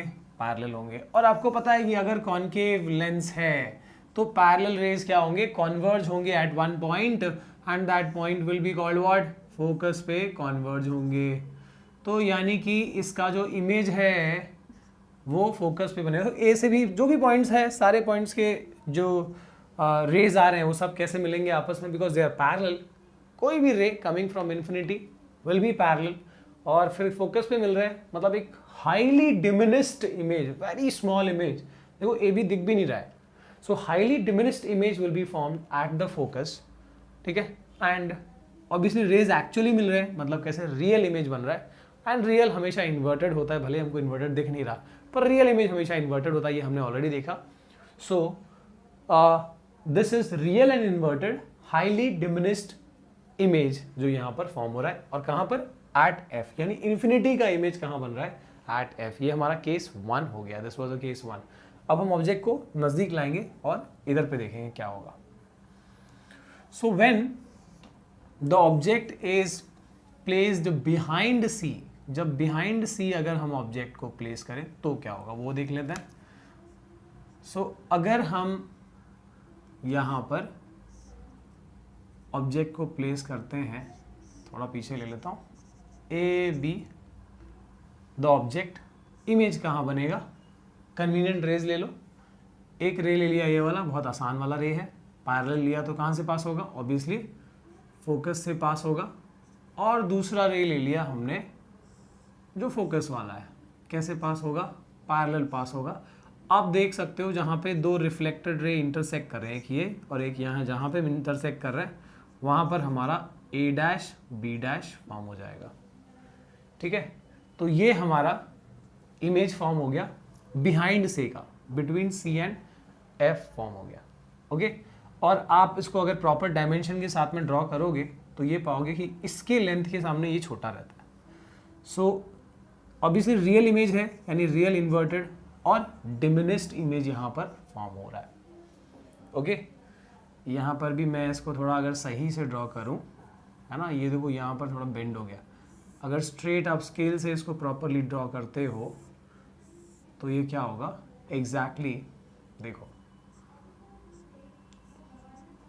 ए बी बड़ा है, ए डैश बी डैश जो है छोटा है। सो यानी कि diminished image real inverted image form हो रहा है जब हमने ऑब्जेक्ट को बिहाइंड सी लिया, बिटवीन, इमेज कहाँ बन रहा है, बिटवीन सी एंड एफ। ठीक है, इसके बाद नेक्स्ट देखते हैं, ये तो हमारा 2 केसेस हो गया। अगला देखते हैं जब ऑब्जेक्ट कहाँ होगा, एट सी होगा। तो इसमें अगर ऑब्जेक्ट को आपने एग्जैक्टली एट सी ले लिया, okay, this is your P, ये वाला पॉइंट हो गया एफ और ये वाला पॉइंट हो गया सी। एट सी ले लिया आपने ए बी, तो इसमें देखने को ये मिलता है कि बिल्कुल सिमेट्रिकल इमेज पीछे या नीचे की तरफ ए डैश बी डैश फॉर्म होएगा। कैसे, एकदम सेम साइज का, यहाँ से ऐसे रे जा रहा है और है ना पैरेलल फोकस से पास हुआ, और अगर आपने फोकस से पास किया तो कैसे आया, पैरेलल आया। तो यानी कि बिल्कुल सिमेट्रिकल इमेज जो है वो आप देख सकते हो, यानी सेम साइज का इमेज फॉर्म हुआ, सेम साइज का इमेज जब ऑब्जेक्ट को आप सी पे रख रहे हो और एट सी पे ही इमेज फॉर्म हो रहा है, एंड ऑब्वियसली एक्चुअल रेज मिल रहे हैं, यानी real and inverted image form हो रहा है। आप देख सकते हो जितना ऑब्जेक्ट को हम नजदीक ला रहे हैं, पहले इन्फिनिटी पे रखा था तो फोकस पे बन रहा था, अब हमने इन्फिनिटी से थोड़ा आगे लाया था तो बिटवीन सी एफ बन रहा था, अब हमने सी पे लाया तो इमेज एग्जैक्टली सी, मतलब जितना हम ऑब्जेक्ट को मिरर से नजदीक ला रहे हैं उतना इमेज जो है मिरर से दूर भाग रहा है। इस चीज को समझे, ठीक है। अब इसका जो अगला केस है वो मैं यही दिखा देता हूँ, ठीक है। यानी कि अगर आपने अभी कहाँ हो गया, एट सी हो गया, अभी बिटवीन सी एंड एफ देख लेते हैं। Suppose this point is F, this point is C, between C and F अगर आप ऑब्जेक्ट लेते हो, ये हुआ पैरेलल रे जो कहाँ से पास होगा, ऑब्वियसली फोकस से पास होगा। अब क्या करते हैं, इस बार हम एक और, मतलब ऑब्वियसली वी हैव और एक रे लेने का चांस है तो वो लेके चेक कर लेते हैं। आप ये वाला रे भी ले सकते हो। अगर मैंने पोल से अगर एक रे लिया तो angle of incidence angle of reflection बराबर होगा, और आप देख सकते हो कि कुछ यहाँ पर इमेज फॉर्म होगा। So you can see A dash B dash ऐसा इमेज जो ऑब्जेक्ट से बड़ा है, यानी यहाँ पर कैसा एनलार्ज इमेज फॉर्म हुआ और एक्चुअल रेज के मिलने से बना है, इसके लिए रियल एंड इन्वर्टेड। ठीक है, आप ये वाला रे भी यूज कर सकते थे उस पी के अलावा। और एक लास्ट बचा हुआ है वो भी देख लेते हैं। देखो ऑब्जेक्ट का इमेज कैसे फॉर्म हो रहा है, पहले हाईली डिमिनिश था। जब हमने इन्फिनिटी पे ऑब्जेक्ट रखा था इमेज हाईली डिमिनिश बना था। फिर जब हमने बिहाइंड सी रखा तो डिमिनिश्ड बना, जब एट सी रखा तो सेम साइज का बना, और जब और आगे ले गए तो एनलार्ज इमेज बना। यानी अब एक बचा है हाईली एनलार्ज, वो भी आ जाएगा। देख लेते हैं जब कहां पे होगा, एट एफ की अगर हम बात करें, when the object is placed exactly on the focus. देखो हमने इन्फिनिटी पे ऑब्जेक्ट रखा तो फोकस पे इमेज बना। अगर हम फोकस पे ऑब्जेक्ट रखते हैं तो इसका इमेज कहाँ बनेगा देखते हैं। देखो ये फोकस से पास हो रहा है। अब इसमें चांस नहीं है कि मैं फोकस से निकालूं, तो ऑब्वियसली मेरे पास पोल वाला ही एक ऑप्शन बचा है। Angle of incidence equal to angle of reflection के हिसाब से ले लिया जाए तो इसमें क्या होता है ना कि दोनों जो रिफ्लेक्टेड रेज हैं they are parallel to each other, they are not going to meet here और देयर। तो यानी हम ये अज्यूम करते हैं कि ये कहाँ पे मिलेंगे, they will meet at infinity, they will meet at infinity. यानी कहीं ना कहीं इन्फिनिटी मतलब मैंने बताया कि कोई एक डिफाइंड पॉइंट ही होता है वो, यानी कहीं ना कहीं एक डिस्टेंस पे वो मीट करेंगे। एंड ऑब्वियसली वहाँ पर ये बहुत ही हाईली एनलार्ज इमेज ये फॉर्म करेंगे। ठीक है, तो ये चीज़ हमने समझ ली। और अगर लास्ट वाला केस, अब आखिरी एक छठा केस जो बचा है वो देख लेते हैं। What will happen if the object is placed between F and P. तो यानी कि मान लो कि ये हमारा वो मिरर है, दिस इज पॉइंट पी, ये वाला है पॉइंट एफ, और यहां पर हमने रख दिया ये ऑब्जेक्ट। तो जब ऑब्जेक्ट ऐसे रखा है ए बी, ये हो गया पैरेलल, कहाँ से पास होगा, ऑब्वियसली फोकस से पास होगा। ये एक रिफ्लेक्टेड रे हो गया, और दूसरा जो पोल वाला है वो ले लो। ओके, अब ये आगे तो स्प्रेड हो रहे हैं, यानी अपेरेंटली पीछे मिल सकते हैं। यानी यहाँ पर आप देख सकते हो कि रेज के अपेरेंट मीट करने से, मतलब ये कौन सा वाला इमेज हुआ, वर्चुअल। और वर्चुअल हमेशा आप देख सकते हो ऊपर की तरफ, बाकी सब नीचे बने थे, ये ऊपर बन रहा है। तो virtual and erect image. And इसका साइज कैसा देखो, ऑब्जेक्ट से बड़ा हो गया, यानी एनलार्ज इमेज यहाँ पर फॉर्म हो रहा है। ओके, इसके बाद बात कर लेते हैं जो कॉन्वेक्स मिरर है वो देख लेते हैं। कॉन्वेक्स मिरर में अच्छी बात यह है कि आपको यहां पर ज्यादा डायग्राम्स इसमें नहीं बनाने पड़ेंगे। इसमें भी ऑब्वियसली 6 केसेस यहां भी हो सकते हैं, लेकिन इसमें पॉसिबिलिटी ये होती है कि इसमें जो ऑब्जेक्ट का इमेज जो फॉर्म हो रहा है ये दो ही हिसाब से फॉर्म होता है। दो ही हिसाब से यानी क्या, यानी अगर आप ऑब्जेक्ट को इन्फिनिटी पे प्लेस कर रहे हो तो यहाँ ऑब्वियसली डाइवर्जिंग मिरर है, डाइवर्ज होगा, और एक वर्चुअल इमेज, देखो ये एक रिफ्लेक्टेड रे, ये रिफ्लेक्टेड रे, यहाँ तो मिलेंगे नहीं, तो मतलब ये वर्चुअल इमेज कहाँ पे फॉर्म करेंगे, they will be forming the virtual image behind the mirror at point F. तो यानी highly diminished virtual and erect image यहाँ पर बनेगा फॉर इन्फिनिटी का। और बाकी सारे केसेस का यहाँ पर एक ही डायग्राम बनता है। इसके लिए इसमें सेकेंड में, मतलब इसमें 6 केसेस नहीं, यहाँ पे 2 ही केसेस है। When the object is placed at any point other than infinity, infinity को छोड़ के कहीं भी ऑब्जेक्ट को अगर आपने रख दिया तो आप देख सकते हो कि ये डाइवर्ज करेगा। और एक पोल वाला ले लो, एंगल ऑफ इंसिडेंस, इसको एंगल को बराबर रखो। तो ये एक रिफ्लेक्टेड रे है और ये एक रिफ्लेक्टेड रे है, आगे तो मिल नहीं रहे, यानी पीछे हम इसको अपेरेंटली मिला सकते हैं, यहाँ पे मिल रहा है ना, दिस पॉइंट इज एफ। तो यानी ए डैश बी डैश, ये आपका डिमिनिश्ड इमेज देख सकते हो, ऑब्जेक्ट से छोटा इमेज बना है यानी डिमिनिश्ड इमेज बना, और अपेरेंट रेस के मिलने से बना है यानी कि virtual and erect image form हो। इरेक्ट तो दिख ही रहा है आपको, ठीक है।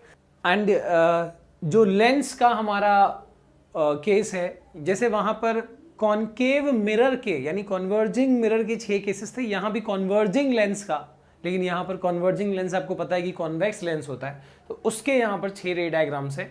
देखो केसेस वही है कि ऑब्जेक्ट को हम कहाँ कहाँ पे प्लेस कर सकते हैं। एक तो हम प्लेस कर सकते हैं इन्फिनिटी पे, या तो हम प्लेस कर सकते हैं 2f से पहले, बिहाइंड 2f1, फिर 2f1 के एग्जैक्टली ऊपर एट 2f1, फिर बिटवीन f1 एंड 2f1, और फिर एट f1, और फिर बिटवीन f1 एंड o। तो इस ऐसे मिला के 6 केसेस यहाँ पर फॉर्म होंगे। सबके मैंने यहाँ पर रे डायग्राम बना रखे हैं, देख सकते हैं। जब इन्फिनिटी पे, देख सकते हो इन्फिनिटी पे जब ऑब्जेक्ट होगा, पैरेलल रेज आएंगे, फोकस पे यहाँ पर एक्चुअली रेज मिलेंगे, तो हाईली डिमिनिस्ड एंड कह सकते हो नेचर क्या रहेगा, रियल एंड इन्वर्टेड। रियल क्यों? क्योंकि एक्चुअल रेज के मिलने से यहाँ पर इमेज फॉर्म हो रहा है।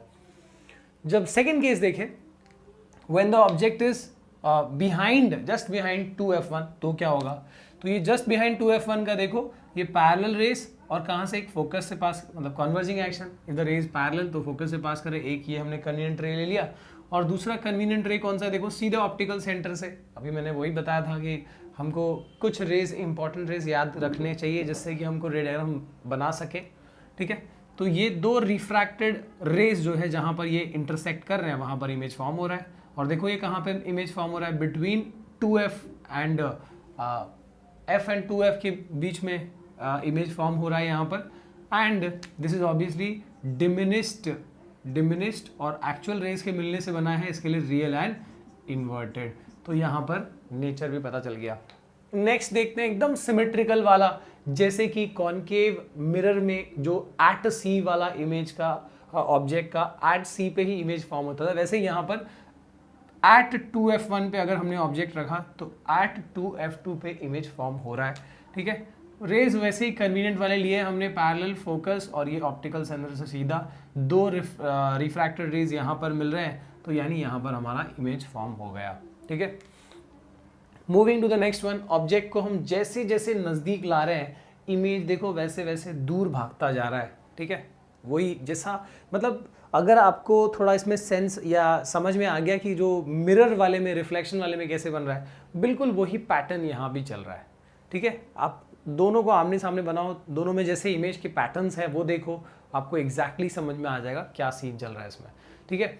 आगे हमने एट f1 वाला कर लिया, अभी f1 और o के बीच में प्लेस किया, वैसे ही रेज हमने ले लिए, और देख सकते हो image is formed, enlarge image form हो रहा है यहाँ पर, एनलार्ज या फिर मैग्नीफाइड इमेज फॉर्म हो रहा है। एक्चुअल रेज के मिलने से है, तो रियल एंड इन्वर्टेड नेचर है। और आप देख सकते हो कहाँ पे फॉर्म हो रहा है, बिटवीन f1 एंड 2f1 का, it is form beyond 2f2, यहाँ पर इमेज फॉर्म हो रहा है। इसके बाद अगर हम और आगे ले आते हैं, यानी कि एग्जैक्टली ऑन द फोकस, तो क्या होता है, अगर हमने ऑब्जेक्ट को इन्फिनिटी पे रखा तो इमेज फोकस पे बन रहा था, अगर ऑब्जेक्ट को फोकस पे रखा तो इमेज इन्फिनिटी पे बन रहा है। यानी कि ये एक पैरेलल रे जो फोकस से पास हो रहा है, और एक जो ओ वाला, देख सकते हो दे आर पैरेलल, मतलब कहाँ, कुछ इन्फिनाइट डिस्टेंस पे एक बड़ा सा इमेज फॉर्म करेंगे, हाईली एनलार्ज, और वहाँ पे एक्चुअली रेज मिलेंगे तो हाईली एनलार्ज रहेगा और real and inverted image form होगा। ओके, लास्ट वाला केस, जब बिटवीन फोकस एंड ओ रख रहे हैं, तो ऐसे में आप देख सकते हो ये पैरेलल वाला फोकस से पास हो रहा है, और ये ओ वाला सीधे यहाँ डाइवर्ज कर रहे हैं, मतलब इधर इसको पीछे स्ट्रेच करना पड़ेगा। यानी कि अगर आप इस तरफ से देखोगे तो आपको एक अपेरेंट इमेज फॉर्म होता हुआ दिखेगा। At this point rays actually नहीं मिल रहे, मतलब वर्चुअल एंड डायरेक्ट है, और एनलार्ज इमेज फॉर्म हो रहा है, ठीक है। एंड लास्टली यहाँ पे एक कॉनकेव मिरर का जो बचा हुआ है वो देख लेते हैं। So the second case will be for concave mirror, sorry that is for concave lens, ठीक है। तो जैसे वहाँ पर कॉन्वेक्स मिरर का 2 केसेस था, वैसे यहाँ पर लेंस में, कॉनकेव लेंस का 2 केसेस है। तो ये लास्ट का है, एक बार फटाक से हम देख लेंगे इसको, ज़्यादा कुछ है नहीं उसके अंदर, ठीक है। So finally we have concave lens, ठीक है। 2 केसेस हैं इसके, फटाफट देख लेते हैं। यहाँ पर है ये O, इन्फिनिटी वाला आपको पता है भाई, इन्फिनिटी है, पैरेलल रेज आएंगे, और फिर डाइवर्जिंग लेंस है तो स्प्रेड हो गए, ठीक है। और जहाँ पर 2 रिफ्रैक्टेड रे, ये है कि आगे तो मिलेंगे नहीं, डाइवर्ज हो रहे हैं, पीछे स्ट्रेच करना पड़ेगा। So this will be the image का पोजीशन एट एफ, फोकस पे इमेज बन रहा है, पर डॉटेड लाइंस है मतलब कैसा वर्चुअल एंड इरेक्ट इमेज है एंड हाईली डिमिनिशिंग, छोटे से पॉइंट फोकस पे बन रहा है। For any other point other than infinity, यहाँ पर A B is the object, parallel ray लिया, डाइवर्ज हो रहा है, ओके। और दूसरा रे हम ऑप्टिकल सेंटर से लेते हैं, आपको पता सीधा ही जाएगा। तो ये एक रिफ्रैक्टेड रे है, दिस इज अनदर रिफ्रैक्टेड, जहाँ पे ये मिल रहे हैं इंटरसेक्ट देखो इस पॉइंट पे कर रहे हैं। So this is A dash B dash, एक वर्चुअल इमेज फॉर्म हुआ, virtual and erect image, and this is obviously diminished, ठीक है। तो देख सकते हो बिटवीन एफ एंड ओ ये फॉर्म हो रहा है, ये भी बात याद रखें। इमेज कहाँ फॉर्म हुआ? Image is form between F and O and this is a diminished image, ठीक है। आज का जो न्यूमेरिकल है ये करने से पहले हम जो साइन कन्वेंशन है वो डिस्कस करेंगे, because that is really very important for such numericals. So sine convention में सबसे इंपॉर्टेंट बात, जो भी डिस्टेंसेस है वो ऑप्टिकल सेंटर या फिर पोल से मेजर करी जाती है, चाहे ऊपर चाहे नीचे, चाहे लेफ्ट चाहे राइट, ओके। इसके अलावा जो मैथ्स में हम ग्राफ का सिस्टम लगाते हैं, ग्राफ में जो साइन कन्वेंशन यूज करते हैं, एग्जैक्टली वही साइन कन्वेंशन हमको यूज करना है, यानी कि लेफ्ट साइड में नेगेटिव, राइट साइड में पॉजिटिव, ऊपर की तरफ पॉजिटिव, नीचे की तरफ नेगेटिव, ओके।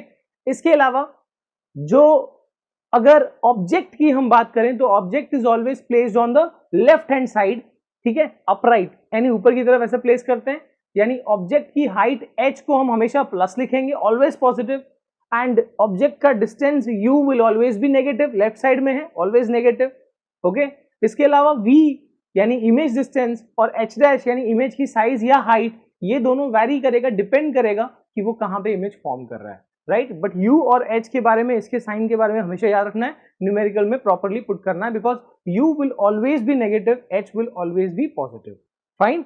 इसके बाद जो हमारा कॉन्केव डिवाइसेस है, जैसे कॉन्केव मिरर है या कॉन्केव लेंस है, तो उसका जो सर्कल है वो कहां ज्यूम किया जाता है? देखो यहाँ पे लेफ्ट साइड में, तो यानी कि उसका जो सेंटर से जो डिस्टेंस है यानी रेडियस और फोकल लेंथ, ये दोनों चीजें क्या रहेंगी उनके इसमें? नेगेटिव, बिकॉज लेफ्ट साइड में है।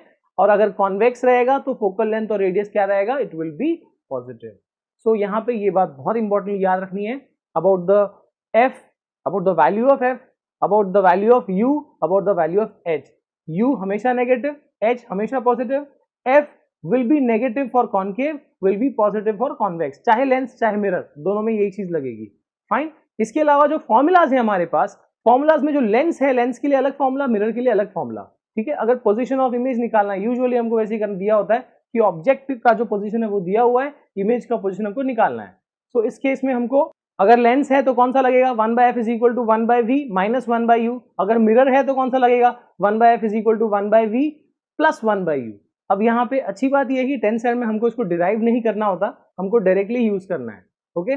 इसके अलावा जो हमारा एक छोटा सा जो रिलेशन है वो तो हमको पहले से ही यूज करते आ रहे हैं हम, कि focal length is always half of radius, fine. इसके अलावा अगर हमको इमेज का साइज और नेचर निकालना है तो हमको फिर मैग्निफिकेशन निकालने की जरूरत पड़ेगी। सो what is the formula for magnification? h dash by h, and for mirror it is minus v by u, for Lenz it is v by u। यानी अगर हमारे पास मिरर का सिचुएशन है तो दो formulas, h dash by h और minus v by u। अगर lens है तो वहां पे दो formulas, h dash by h और v by u, ओके। सो ये हमारा फॉर्मूलाज था, starting with the first question. So here is the first question, an object is placed at a distance of 20 centimetre in front of a converging mirror of focal length, नहीं दिया यहाँ पे, radius दिया हुआ है 0.3 metre, okay. हमको यहाँ पे इमेज का पोजीशन, नेचर और साइज निकालनी है। तो कोई बात नहीं, पोजीशन के लिए हम यहाँ पे मिरर फॉर्मूला लगाएंगे, नेचर और साइज के लिए हम मैग्निफिकेशन वाला फॉर्मूला लगाएंगे, okay.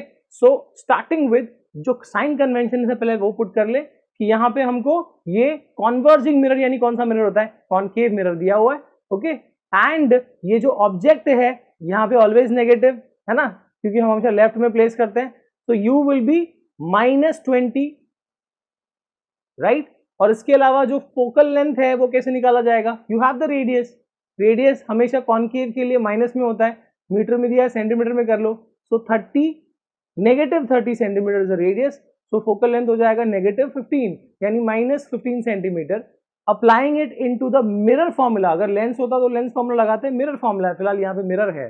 So 1/f is equal to 1/v plus 1/u, 1/f यानी 1/ minus 15 is equal to 1/v प्लस 1/ माइनस 20। ये माइनस वाला टर्म, जब 20 वाला टर्म इधर आएगा तो प्लस 1/20 हो जाएगा।